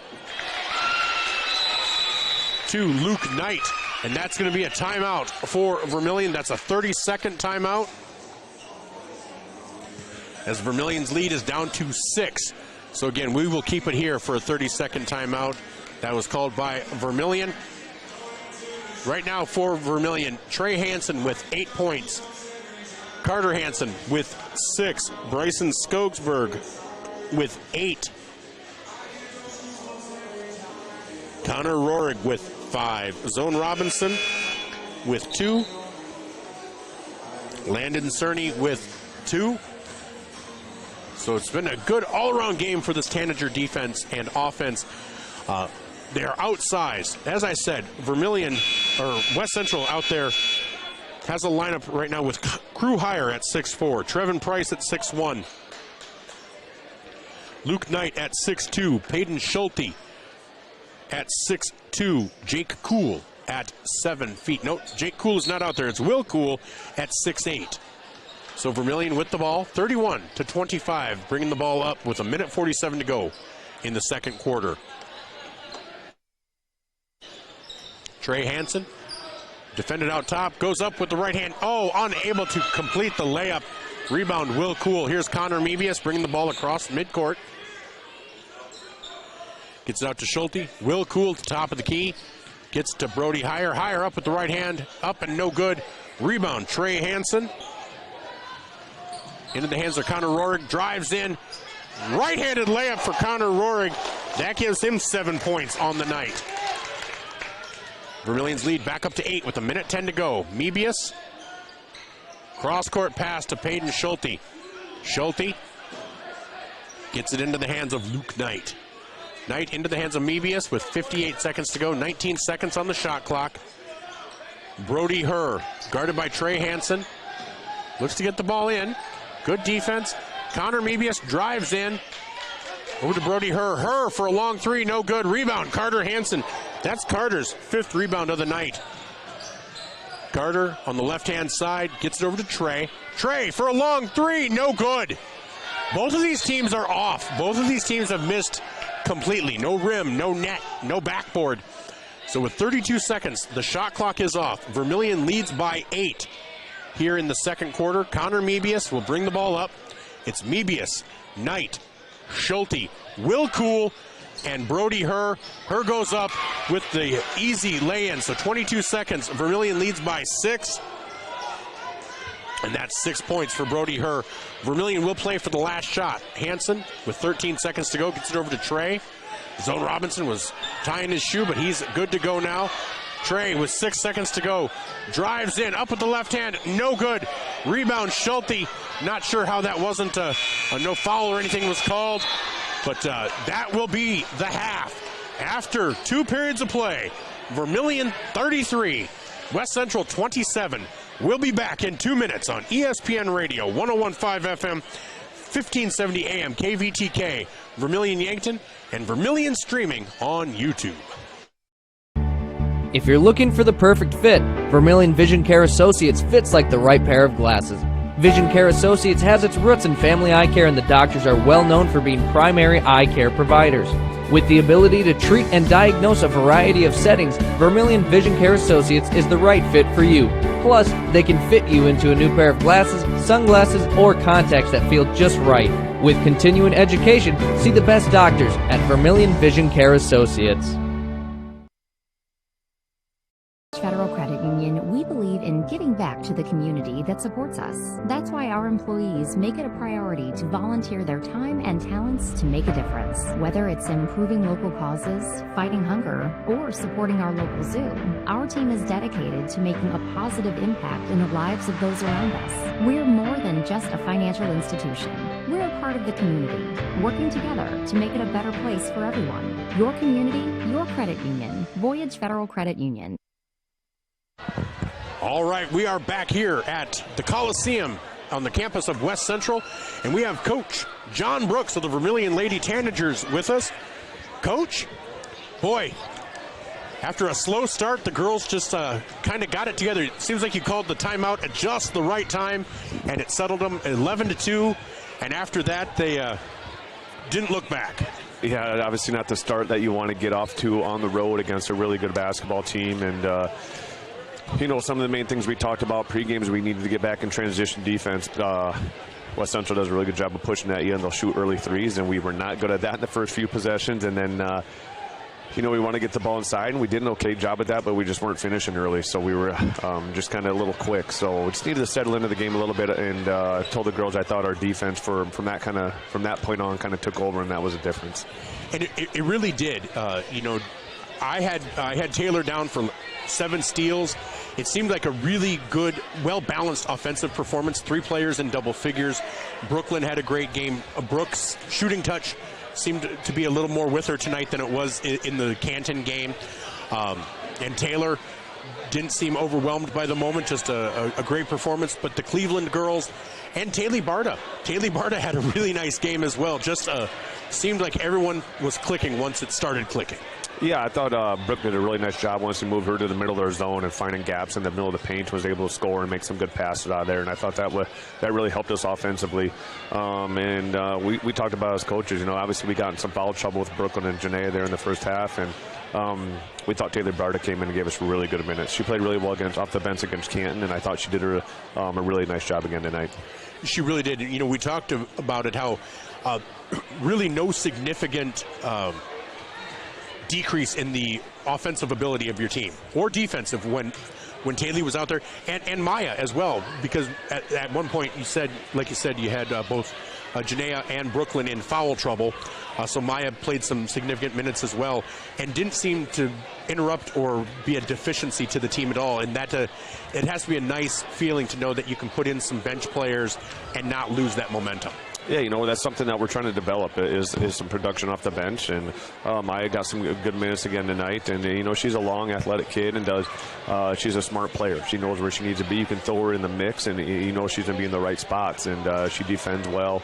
And she is a good shooter. She just needs to settle in a little bit and get some more varsity minutes to get more comfortable there. And so really, really good to see those two play well off the bench. And then I thought our starters did a really good job coming out in the third quarter, ready to play. And early in the third quarter, we were just able to kind of put that one away. Yeah, and that's exactly right. The starters did their job. And personally, I thought Taylor, she had some great games last year. It really felt like a complete game for her, running everything going through her. She seemed in good control. Defensively, she seemed at the top of her game. You know, she shot when she felt comfortable and was making it.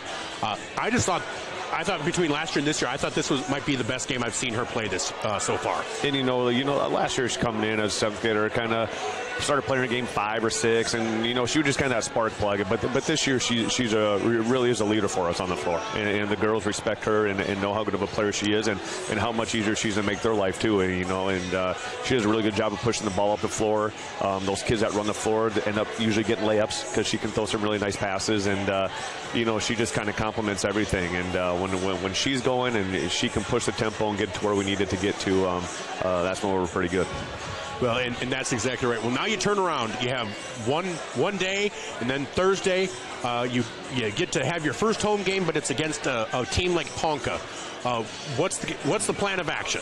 Yeah, you know, it's nice. We're finally going to get to play at home, and Ponca has a great program.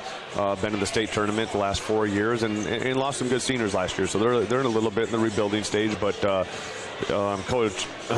Coach Hayes there does a great job. He's been there for a long time, has a ton of wins, and they're always very well prepared, a very good defensive team that will get up and pressure a lot like West Central. So kind of a recovery day tomorrow, get our scouting in, and hopefully we have a good crowd on Thursday night to take on Ponca. And as we mentioned before, this is the first of 3 games in a 5-day period. How important are those recovery days just to be able to recoup? Because, you know, your girls go all out, the full court pressure, stuff like that. How important are those recovery days? Yeah, you know, we got a lot of practice time in last week, and we're trying to continue to get our kids in shape. It's still early in the year. They're still getting themselves in game shape. And then a lot of it is with playing games. You know, you got to play to get that to get the shape that you need to get into. So, Ponca and Crofton are teams, like we said, are going to get up and press and pressure us all game long, and obviously that's what we like to do. So we'll see if we can put 3 games together this week. Well, that sounds great. Well, Coach, thank you so much for stopping by. Congratulations on a great victory. You know, it's coming off against a team that had a decisive victory over Baltic. So, you know, it's nice to put the 30 points up and to get the running clock and to get it going. You know, a couple of tests coming up, but thank you so much for stopping by. Really appreciate it, and looking forward to seeing your girls in action on Thursday. All right, thanks a lot, Michael. Thank you. That was Coach John Brooks of the Vermillion Lady Tanagers here on ESPN Radio, 101.5 FM, 1570 AM, KVTK, Vermillion and Yankton. We'll be back in 1 minute on ESPN Radio and Vermillion streaming on YouTube. Your invitation to thrive in Yankton, South Dakota. Nestled on the bluffs of the Missouri River, plenty of outdoor adventures are waiting. Whether you work remote or in a traditional office, we have a spot for you. Quality healthcare, diverse manufacturing, progressive school system, Mount Marty University, and so much more. Explore with family and friends. Let's thrive together.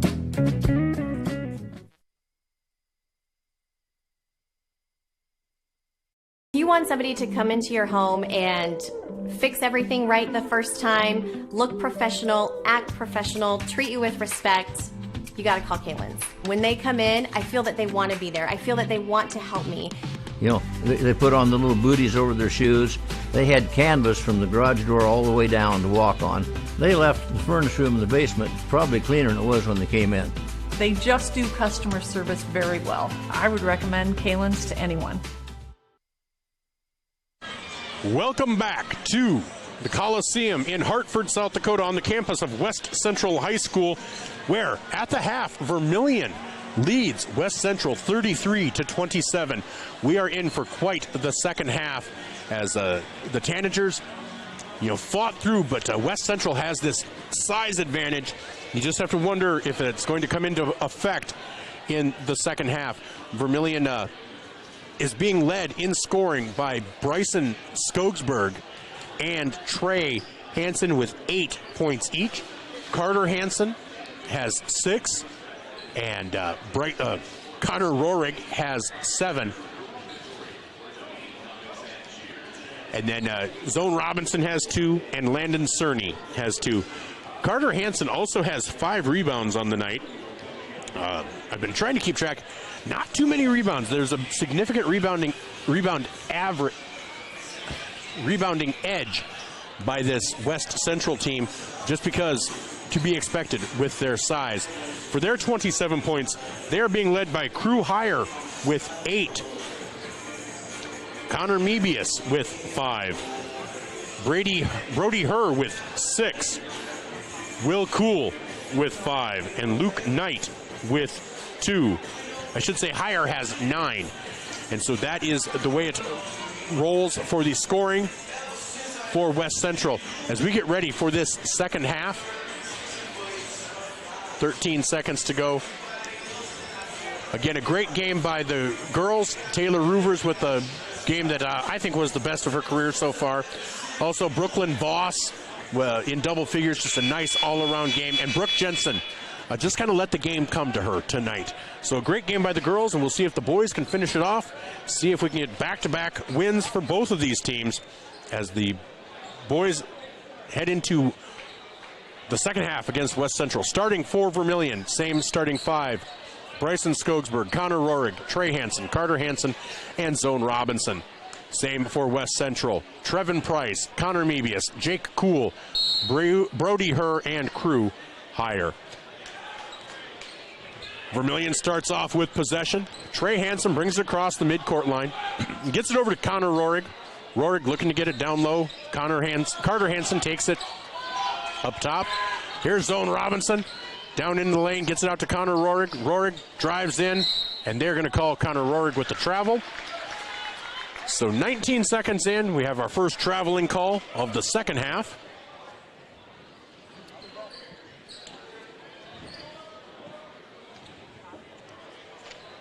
As Zone Robinson is adjusting his shoes again, so don't know if there's something going on there or it's just a comfort level. But West Central with the ball. Here's Price, gets it over to Mebius. Mebius gets it down to Higher. Higher back out to Mebius. Up top to Trevin Price as they reset the offense. Get it to Cool at the elbow.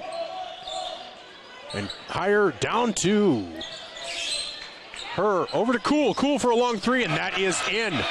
So Jake Cool with a 3-pointer for his first points of the night. That cuts that lead to 3. Bryson Skogsberg runs the baseline to Carter Hansen. Hansen for 3, no good. Rebound, Jake Cool. 6:56 to go. We're 1 minute into the third quarter.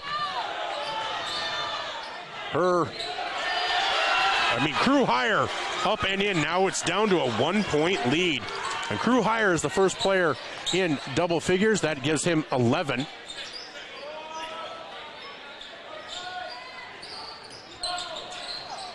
As Zone Robinson gets it out to Bryson Skogsberg for a long 3, no good. And rebound, Brody Herr. Here's Cool down low, up with the right hand, no good. Rebound, Cool, up and in. And West Central has taken the lead. And that's going to be a timeout by Vermillion. We'll see if this is a full timeout. It's a 30-second. So we are about 2 minutes in to the second half, and Vermillion is now trailing 34-33. West Central has outscored them 7-0.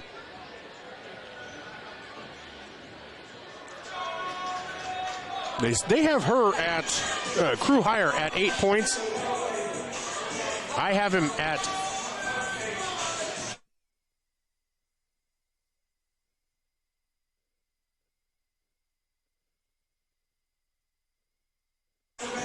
sorry. Had to sneeze. Nobody wants that into the microphone. So coming out of this timeout, Vermillion trails 34-33. They will have possession. Connor Rohrig to inbound the ball. Trey Hansen and Carter Hansen down there to take possession. So Trey Hansen gets it over to Carter. Carter gets it across midcourt. Trey at the top of the key, over to Zone. Zone drives in, kicks it out to Bryson Skogsberg. Skogsberg for 3, that is good. And that is another 3 for Bryson Skogsberg. He is the first player in double figures, at least for Vermillion, at 11. I have Higher at 11. Scoreboard does not, though. So Vermillion leads 36-34. Here's Trevin Price at the top of the key. Gets it over to Brody Herr. Herr gets it down to Crew Higher. Higher up and in. Carter Hansen went for the steal. Unable to connect. And we are tied. So after everything, we are starting over. So here's Carter Hansen on the right-hand side. Drives in, up and under. Oh, unable to connect. Rebound, Jake Cool. Connor Mebius cuts through the defense. Brody Herr gets it down to Crew Hire. Hire up, no good. Cool with the rebound. And the putback for 7 points for Jake Cool. Here's Trey Hansen. Gets it down to Carter. Carter drives in. And he goes up and hits the bottom of the rim. That's the 7-foot Jake Cool effect. 36-38, Vermillion trails as Mebius is fouled by Carter Hansen. That will be Carter's second personal.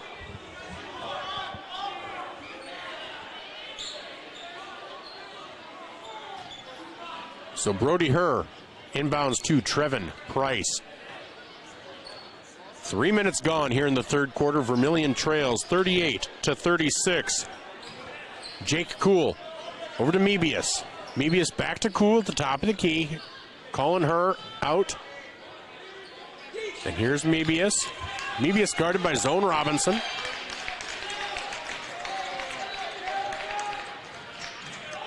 Crew Hire for three. No good. Rebound to Trey Hansen. Trey Hansen with a nice rebound. Gets it into Connor Rohrig. Rohrig in the lane, out to Carter Hansen. Out to Trey, over to Skogsberg. Rohrig in the lower left corner. Out to Trey Hansen. Trey drives in. Gets it into Carter. Carter up and no good. Carter is just struggling tonight with some of those bunnies. And here's Trevin Price. Trevin Price gets it out to Mebius. Mebius thought about the three. And here's Trevin for three. No good. Rebound Herr. No, rebound Rohrig. Rohrig gets it out to Skogsberg.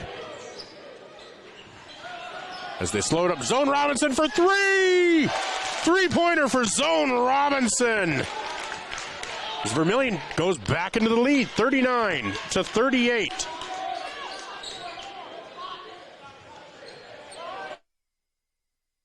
Trevin Price with the ball, 23 seconds on the shot clock, guarded by Trey Hansen. Gets it over to Brody Herr, down low to Crew Hire. They're going to call Carter Hansen with his third foul. As Crew Hire had possession, Carter Hansen tried to swat the ball away. That'll be his third personal. Jake Cool comes out. Will Cool comes in. That is a 4-inch height difference. We'll see if that helps anything. Peyton Schulte also in. So it's Mebius, Schulte, Will Cool, Crew Hire, and Brody Herr. They get it out to Brody Herr. Herr for three. No good. And that is out of bounds off of Crew Hire. So with 3:21 to go in the third, Vermillion 39, West Central 38.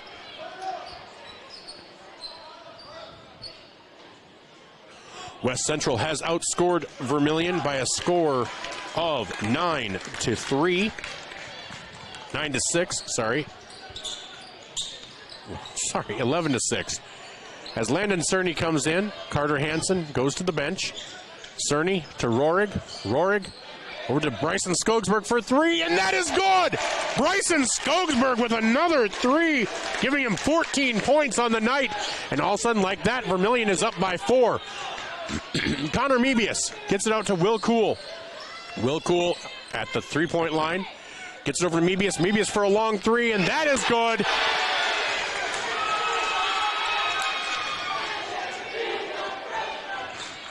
So Mebius with 8 points.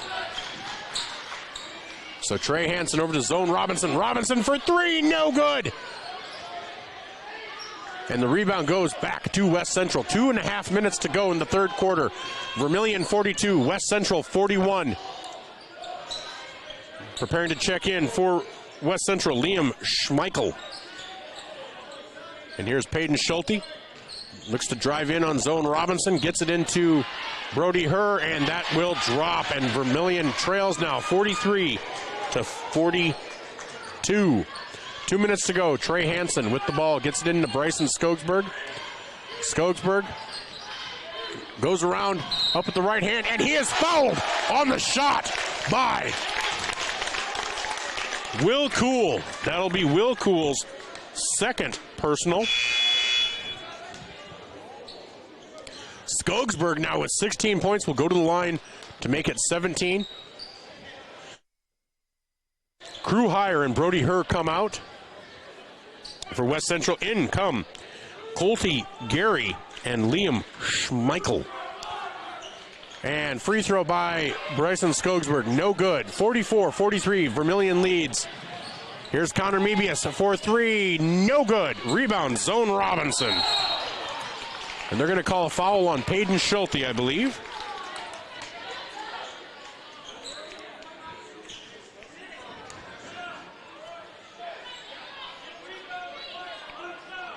Peyton Schulte with the foul. That is his second.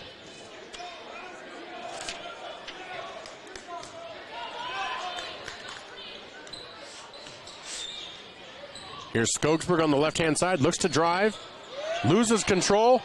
Ball's on the ground in the hands of West Central. But did they call timeout or did they call a jump ball? Jump ball. Possession arrow in favor of West Central as Colt Gary got on the floor. But now there's a discussion.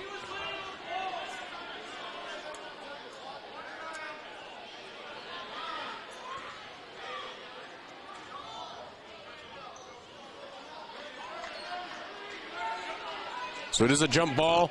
Coach Siddig was hoping for a timeout call, but they're saying he did not have possession, which he didn't. So a minute 32 to go. Vermillion 44, West Central 43. Connor Mebius with the ball, guarded by Zone Robinson. Gets it over to Peyton Schulte. Long pass to Will Kuhl. Thought about the long two. Gets it off to Schulte. Rebound by Landon Cerny. Here's Bryson Skogsberg. Skogsberg gets the ball to Trey Hansen. Hansen drives in. Euro step up and no good, but he is fouled. A two-shot foul with a minute 4 to go here in the third quarter.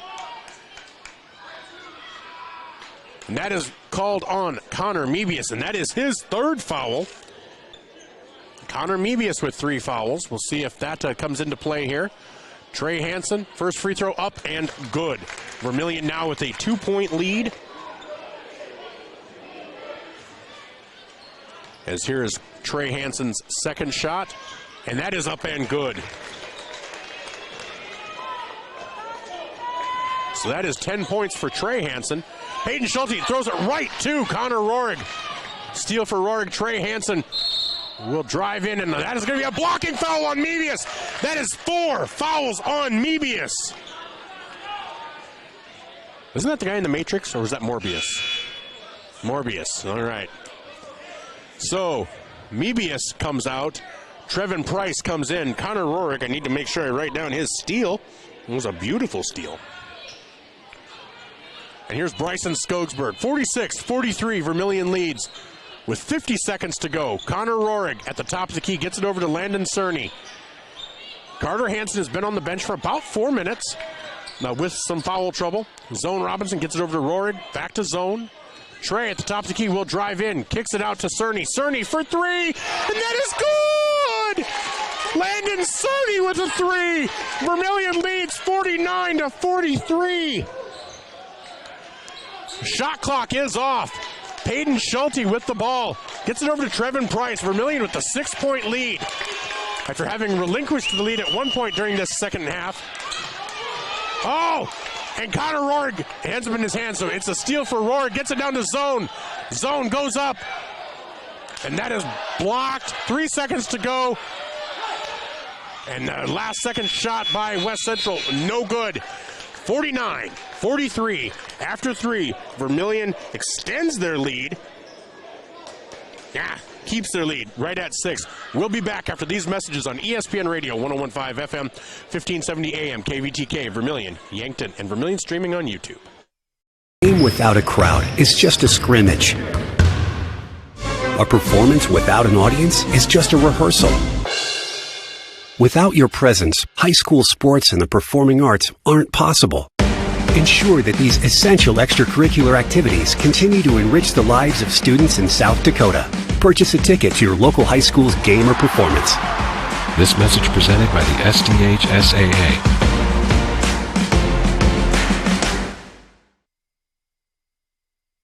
Safe means you're sort of protecting yourself. My mom and dad told me how to be safe. It's like super duper important. Hold a grown-up's hands. Put a helmet on because you might hurt your head super duper bad.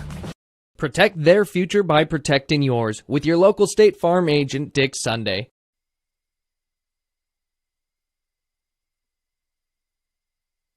And we are back for the fourth quarter. Vermillion leads 49-43. They begin with possession. Here's Trey Hansen. Gets it off to Zone Robinson. Bryson Skogsberg for three. No good. Rebound, Jake Cool. I haven't been keeping track of rebounds, but Jake had a number of them. Bad pass by Trevin Price, and that will go back to Vermillion.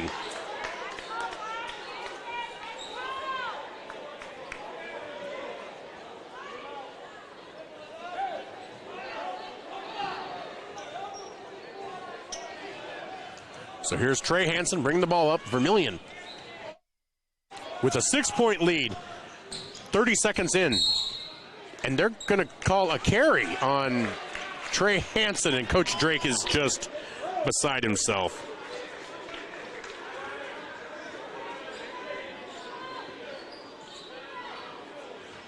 So West Central takes over. 7:24 to go here in the fourth quarter. Vermillion leads 49-43. And here is Brody Herr, and that ball is rebounded by Bryson Skogsberg. Bryson goes up and in. Coast to coast for Bryson Skogsberg, makes it 51-43. Bryson Skogsberg having a great game. 18 points on the night for Bryson. Jake Cool for three, no good. Rebound, Connor Rohrig, who's having himself a game as well. Bryson for three, no good, but Connor Rohrig with the rebound, unable to get the putback.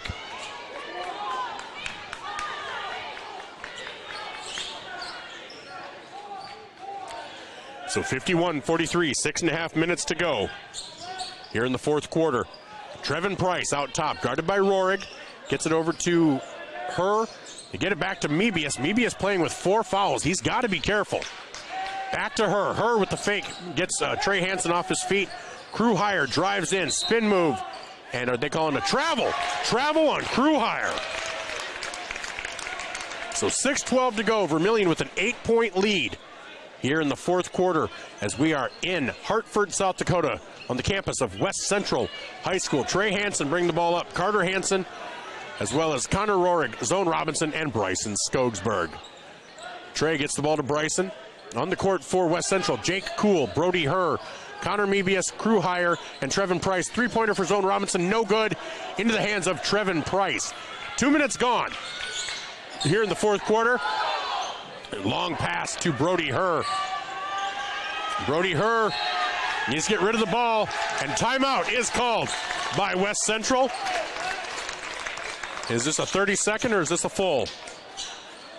This is a full, so we'll be back in 1 minute on ESPN Radio, 101.5 FM, 1570 AM, KVTK, Vermillion, Yankton. Ready Mix and Equipment is your locally owned and operated ready mix company. The Oshkosh front discharge mixers allow for easy placement of concrete, and with the 6-wheel drive and low-range transfer case, they're nearly unstoppable. More of a do-it-yourself fan? Midwest Ready Mix and Equipment is teaming up with Clark's Rentals in Yankton, bringing you a wide range of hand tools, mini excavators, skid steers, aerial lift equipment, and more to get the job done. Choose Midwest Ready Mix and Equipment for all your concrete needs, and Clark's Rentals, your rental equipment headquarters.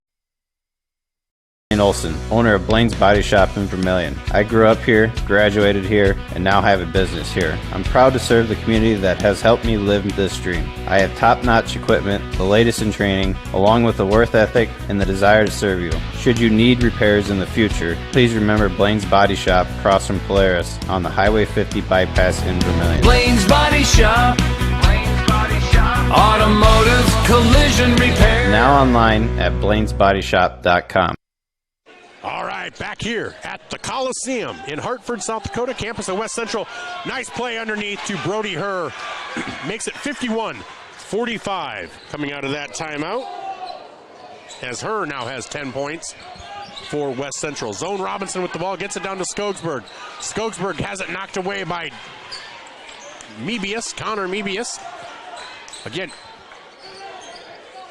Mebius with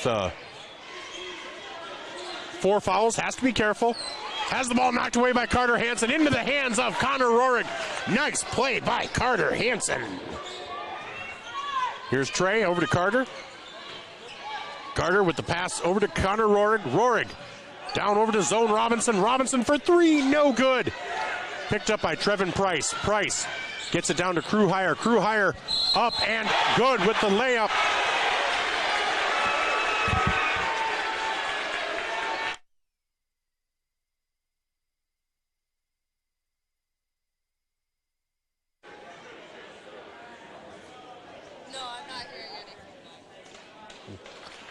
All right.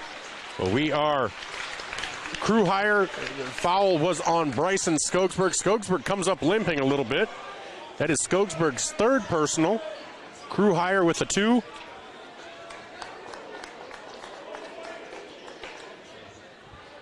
That's 12 points for Crew Hire.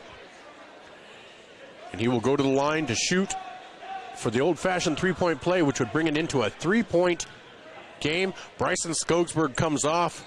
Landon Cerny comes on. Hire misses, but Jake Kuhl goes up with the rebound and will make it. That makes it a 2-point game. So Trey Hansen brings the ball up. Zone Robinson, Carter Hansen, Landon Cerny, and Connor Rorig. Here's Zone Robinson. Zone Robinson with the pivot. The spin. Connor Rorig drives in. Up at the left hand. No good. Rebound. Carter Hansen up and in. Carter Hansen with 8 points on the night. Extends that lead back to 4. Here's Jake Kuhl. Throws it out to Crew Hire. Hire with the spin move. And they're going to call it travel on Crew Hire. And Crew can't believe it. 2 live Crew. That was a band at one point. They're not a band anymore. Crew cuts. That was a hairstyle there for a while too. So, with 4:11 to go, Vermillion leads by 4. Trey Hansen, Carter Hansen, Bryson Skogsberg checks back in. Zone Robinson, Connor Rorig. Bryson Skogsberg for 3. Yes! That is a 7-point lead for Vermillion. Skogsberg. Skogsberg now has 21 points. Here's Connor Mebius. Out to her. Her back to Mebius. Mebius with a shot, and that is a 2-pointer for Connor Mebius. 5-point lead for Vermillion with 3.5 minutes to go. Here's Trey Hansen. Thought about the long 3. Bumped by Trevin Price. No foul called. Here's Trey Hansen for 3. No good. Rebound by Carter Hansen. That's going to be a timeout called by West Central. And we'll just keep it here. Score is 56-51 with 3:17 to go here in the 4th quarter. Vermillion holding on to a 5-point lead. And that is a full timeout. Let's go over some scores in Class A. Girls, North Central over Ipswich. Aberdeen Roncalli over Mobridge Pollock. Baltic over Parker. Winner over Stanley County. Parkston over Trip Delmont Armour. Esteline Hendricks leads Langford area. Dakota Valley defeated Beersford 59-52. Bonholm over Irene Wakanda 74-35. Dubrook area 61-31. Canton over Garrettson. Flandreau defeated Hamlin. Kimball Whitelake is leading Platte Geddes. Miller over Potter County 33-30. Tri-Valley beat Madison 51-20. Sanborn Central Woonsocket over Hitchcock Tulare 46-44. Wagner defeated Sioux Falls Christian in a 1-5 matchup 57-41. Wagner might just go undefeated this season. That's going to be a tough matchup. Ashlyn Copel is great. Lennox defeated Del Rapids. Newell over Lead Deadwood. Freeman leads McCook Central Montrose. Elkton Lake Benton over Castlewood 21-13 at the half. No score update from Waverly South Shore and Clark Willow Lake.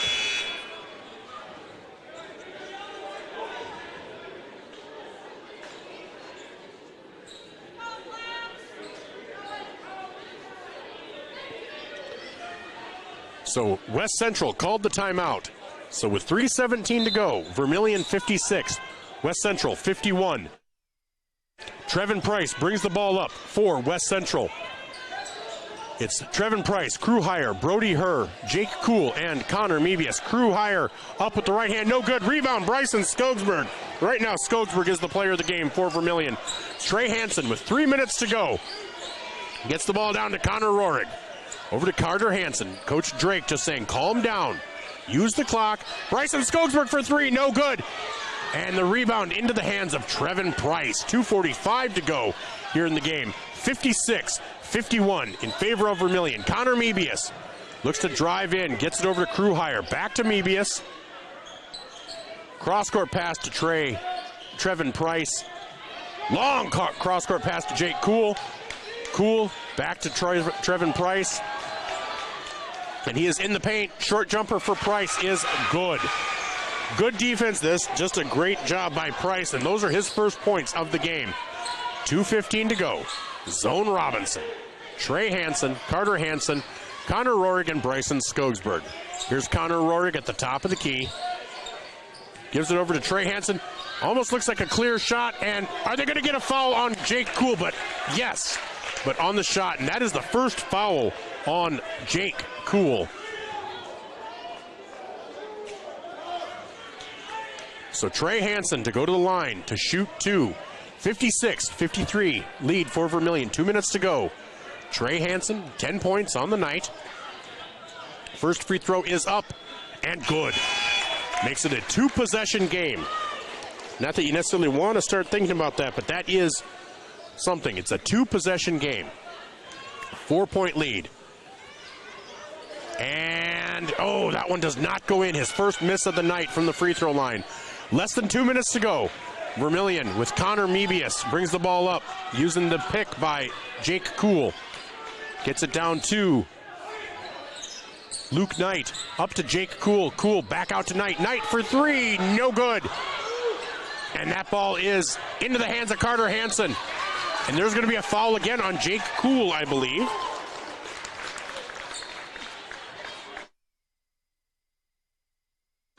Yep, Jake Kuhl with his second.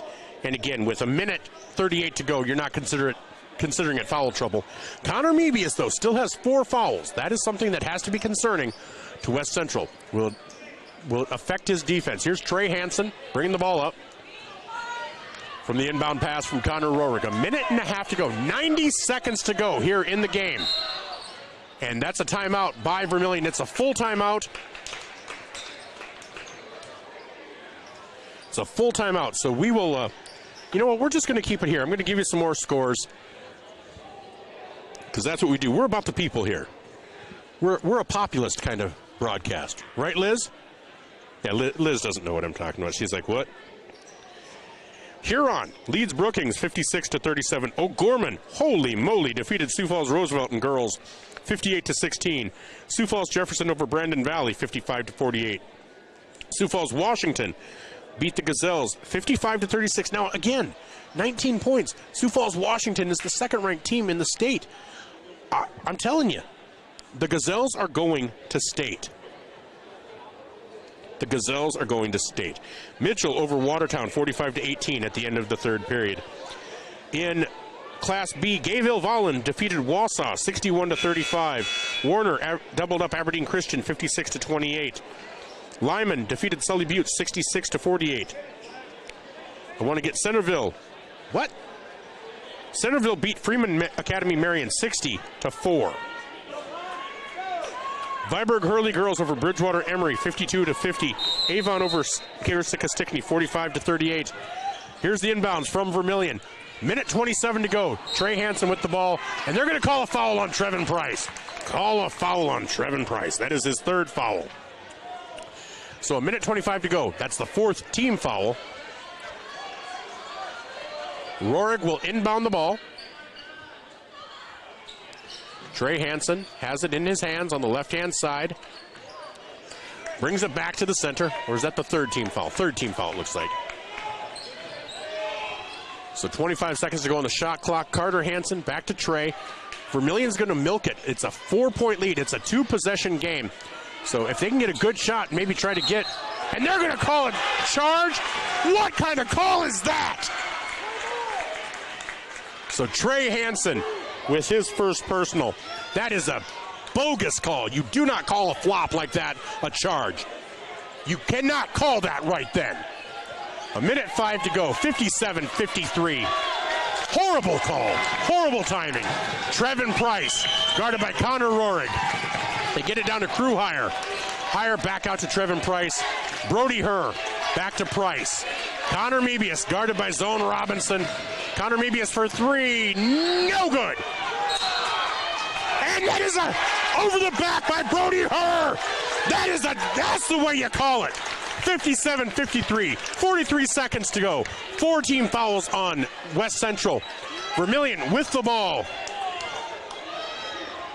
This is what I'm talking about. Zone Robinson inbound the ball. Coming in, Peyton Schmidt for Jake Kuhl. Full court press by this West Central team to get it into the hands of Carter Hansen. Knocked out of bounds by Crew Hire. 42 seconds to go. 2-possession game. 4-point lead for Vermillion. 57-53. Zone Robinson inbound the ball again. Full court press. They get it to Connor Rohrig. Rohrig gets around Brody Herr. And Brody Herr, that is the 5th foul. 5th foul. Connor Rohrig will be going to the line. And Brody Herr has 4.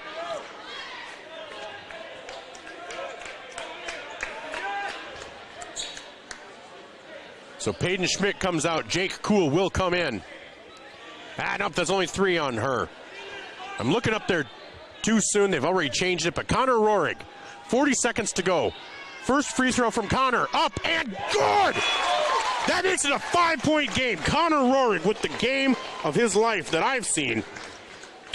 Makes it a 5-point game. Connor Rohrig, 8 points on the night. Second free throw up and short, but that ball goes into the hands of Connor Mebius. Zone Robinson up and good! Zone Robinson! It's in a 3-possession game with 30 seconds to go. Connor Mebius with the ball. Zone Robinson. Brody Herr with the 3-pointer. No good. Rebound, Bryson Skogsberg.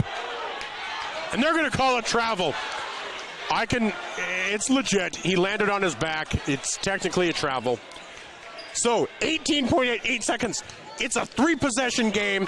Vermillion leads 60-53. Connor Mebius to inbound the ball. They're going to go with Kuhl. They're going to try something here inside.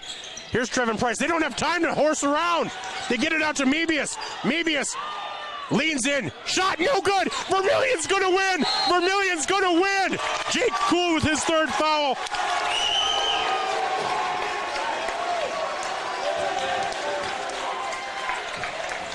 .9 seconds to go. Vermillion is going to go to 2-0 on the season. Trey Hansen to the line to seal this game. 7-point lead. Trey Hansen on the night with 11 points. Wow. What a performance by this Vermillion Tanager team. Outsized. And that first free throw by Trey is good. He is 8 for 9. Timeout called by West Central. It's a full timeout. Honestly, I'm just going to keep it here again.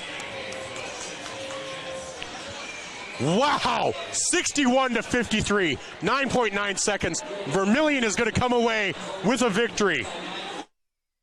They'll move to 2-0 on the season as they head to Sioux City on Thursday to take on Boys Town in the Tyson Event Center. But this is the kind of game this Tanager team needed. You weren't sure how they were coming out of that South Sioux City game. You know now. West Central took 5th-ranked Del Rapids to overtime last week.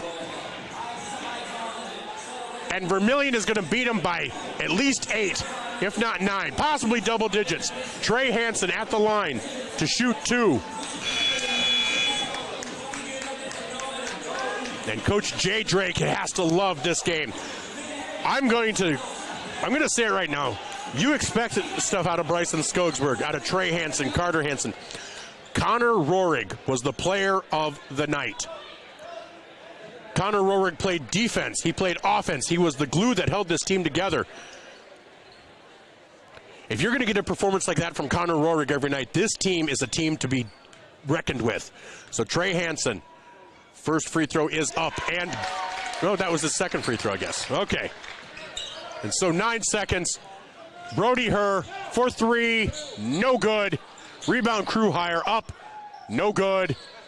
Put back by Jake Kuhl.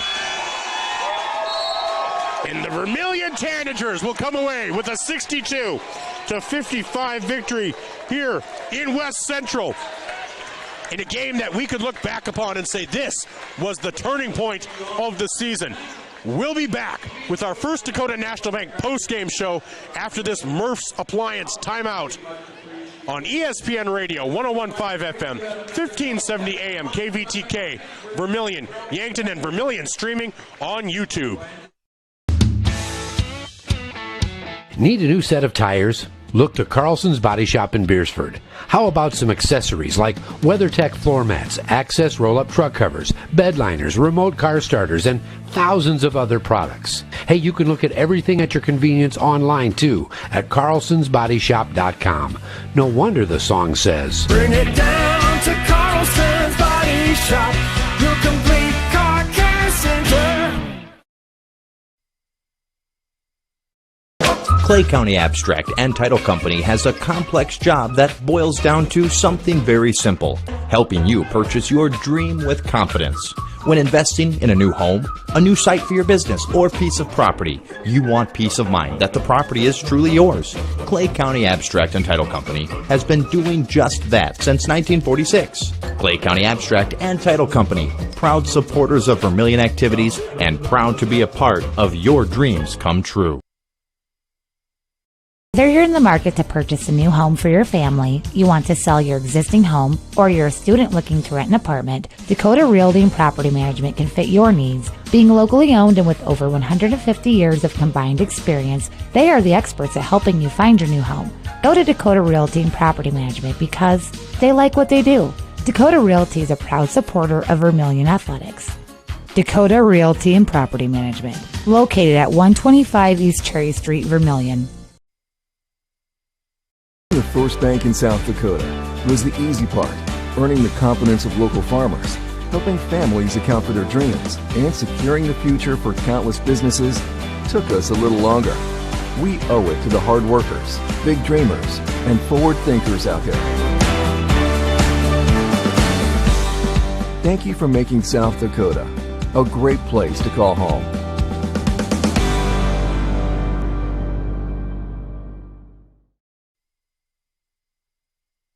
And welcome back to the Coliseum in Hartford, South Dakota, on the campus of West Central High School, where the Vermillion Tanagers have defeated the West Central Trojans 62-55. In a game where we knew they were going to be outsized. It was going to be tough to get second chance points. This team gritted it out. This team played like a team. Vermillion was led in scoring by Bryson Skogsberg. Bryson did not have a great game against South Sioux, but he had a beautiful game tonight. 21 points. He had a steal. He had a couple of rebounds that I could count. Trey Hansen had 13 points. A lot of points from the free throw line. He was 9 out of 10 from the free throw line. Carter Hansen had 8 points, but he also had 7 rebounds. Connor Roehrig, my player of the night, just because you're always going to talk about your big three, maybe your big four. Connor Roehrig is always going to be your wild card. If Connor can play like this on a night-in, night-out basis, this Tanager team is going to be something to reckon with. 8 points, 4 rebounds. He had a steal, just some steady presence out there offensively and defensively. Zone Robinson, great game, 7 points. Great defense on Connor Mebius. 2 rebounds. He had a steal. You look at Landon Cerny, another. If you can get 5 points a night out of Landon Cerny, 5 points. He had a 3-pointer. He hit a 2-pointer. Great defense, great presence out there. When Carter Hansen was in foul trouble, Landon comes in and is able to spell him. They don't really lose much offensively, defensively. It was just a great all-around night. Now, for West Central, they were led in scoring by, I believe, Crew Hire. I have down at 13 points. Connor Mebius had 10. Trevin Price had 2. Brody Herr had 10.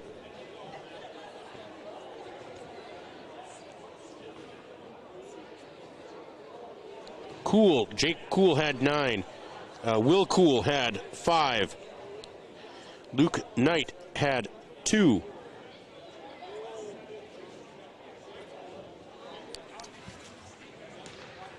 I missed a few there, but we have a rough idea. So we hope Coach Drake will be coming up here in a moment. But just a great game by this Vermillion Tanager team. All around defense, all around offense, and just they have a lot to take away from this as they had prepared to head to Sioux City to take on Boys Town at the Tyson Event Center on Thursday night.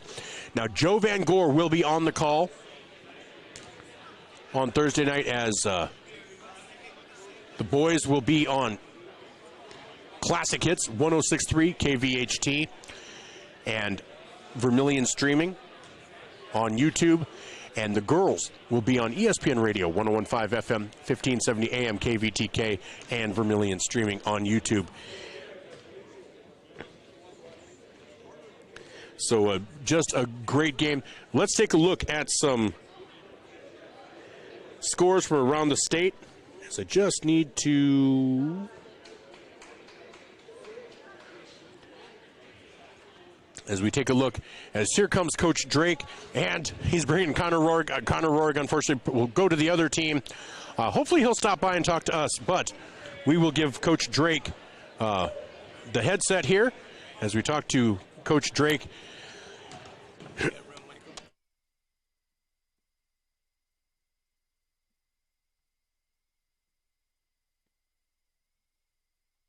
There we go.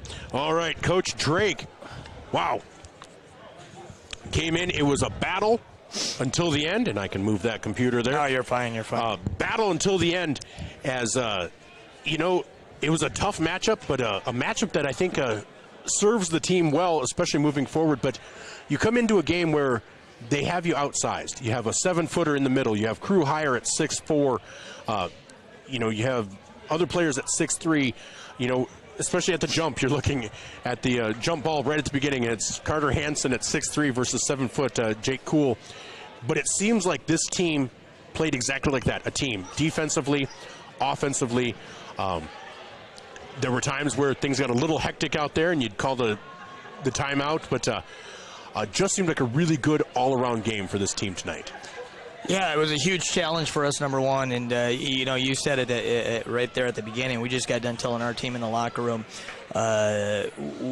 we knew we'd find out a lot more about ourselves tonight compared to Friday night. And the nice thing for our guys moving forward is we'll see, starting Thursday night, to be quite honest, we'll see more athletic starting fives. But there's not another team on our schedule that's going to present the matchup problems all over the place, you know, and especially missing Cole tonight, you know, at 6'7", he's our one guy with some length and some height that we plan on using a little bit and stuff. But, you know, you're starting with the higher kids, football, 6'3", 6'4", USD football commit, strong kid. And we're trying to put Carter Hansen on him because he's probably our best post defender. And yet you got the Jake Cool kid at 7 foot and his younger brother at 6'8", and you know, to have that kind of length. And then they still, like the Her kid is 6'4" perimeter player with length. And they just keep coming at you with athletes. And then the one guy probably without a lot of size, but a hell of a basketball player is the Mebius kid, and he's going to be a good one moving forward. So to be able to handle that and the matchup problems they present for us, and to get through the thing, and and our kids battled adversity. You know, we came out with a lot of fight to start, and then you know, they go on a quick 7-0 run in the second half to take the lead, and they took it a couple times. And our kids, we always talk about go win the next play mentality. And they played with that, and they kind of stuck in there, stuck with it, kept their heads, and showed a lot of mental toughness tonight. They really did, and you know. And what I'm taking away, you have your big four. We kind of talked, you have your four. I thought the play of Landon Cerny and Connor Rohrig tonight was just amazing. Landon hit a three. Connor scored 8 points, but more than that, he was just a steady presence out there, offensively, defensively. It was like these 6 players were meant to be out there. You saw no deviation from a game plan. You saw no deficit as far as how the team was playing out there. Whether when Carter had to go out because of foul trouble, Landon came in, and you guys didn't miss a beat. How does that make you feel moving forward? Yeah, it's nice to see, and gave us huge minutes because obviously Bryson didn't play the last 6 minutes of the second quarter. Picked up 2 quick fouls trying to take charges down there, and I thought the one he should have had, the other one probably was a block or whatever. But all of a sudden, and I told him when he came out, I said we might go back to you depending on how this game goes. But we kind of kept our lead, and we stretched it to 10 at one point, and those are 6 valuable minutes that Landon gave. And same thing, like you said, our assistant coaches a couple times said, do you want to go back to Carter? And we would have if we felt there was a need. But the other thing, at the end of the third quarter, those last 3.5 minutes or so, we were able to kind of stay where we need to be. We pushed it back to 6 at the end of the quarter, and it allowed us to not have to use Carter where he maybe picks up a dumb 4th one. And it changes things. It's no different than, the Mebius kid got his 4th late third quarter, and now it changes how he plays the game. Mm-hmm. There's the one time down in the breakaway early 4th quarter where normally I think he would have probably tried to take a charge or go for a steal, and Bryson gets an easy layup because he doesn't want to get his 5th foul. So all those things can change the complexion of a game, and the big key is we got great minutes from those 2, Landon and Connor, like you said. Well, and you mentioned Bryson. He did not have a good game against South Sioux. His shot just was not falling for him. Tonight he comes out, and it's not just his outside shot, which he's known for. He was driving and he was hitting layups, and just had a great all-around game for him tonight as well. Which he needed, and it's good for his confidence. After playing all last year, you forget he's a freshman on the floor, right? The kid's got, really, we just started this year. He's got 4 years left of basketball, and nice to see him hit some perimeter shots. But and we've talked with him. He can't just be a catch-and-shoot three-point shooter. He's got more to his game. And last year, early in the year, when he was playing as an 8th grader, he kind of tried to attack the basket, score at all 3 levels and stuff, and he needs that because it will open up the perimeter shot if he's doing that. Well, so this was the first of 3 games in 5-day period. How do you take these days off? How do you kind of stagger what you do as far as preparation for that? Yeah, basically with this week, prepare for West Central last night at practice, and you're more concerned right now physically as the week goes on and being able to. But it's good for our guys too from a conditioning standpoint. You can try to get conditioning in practice, or we tell them it's kind of you get your own game conditioning right in a dang game, and that's probably more fun than the conditioning in practice. But tomorrow we'll get back and won't do a lot of physical stuff, but a lot of times it's the mental approach, and we'll talk about Boys Town and what's going on Thursday, and they're a very athletic team.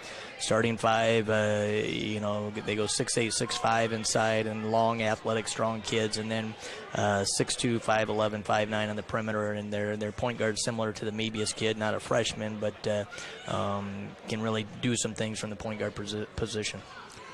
And early in the season, it's road game after road game. On Saturday, you're in Vermillion, but it's not in your gymnasium. How does that prepare you for the rest of the year? Because being on the road that often can be difficult. Yeah, and our mindset we always talk about in our program is we don't care where we play. We're only going to get 7 actual home games in our gym this year out of our 20 regular season games. There's 3 or 4 neutral site ones, and obviously everything else on the road. But we've got to be, it's fun. It's high school athletics.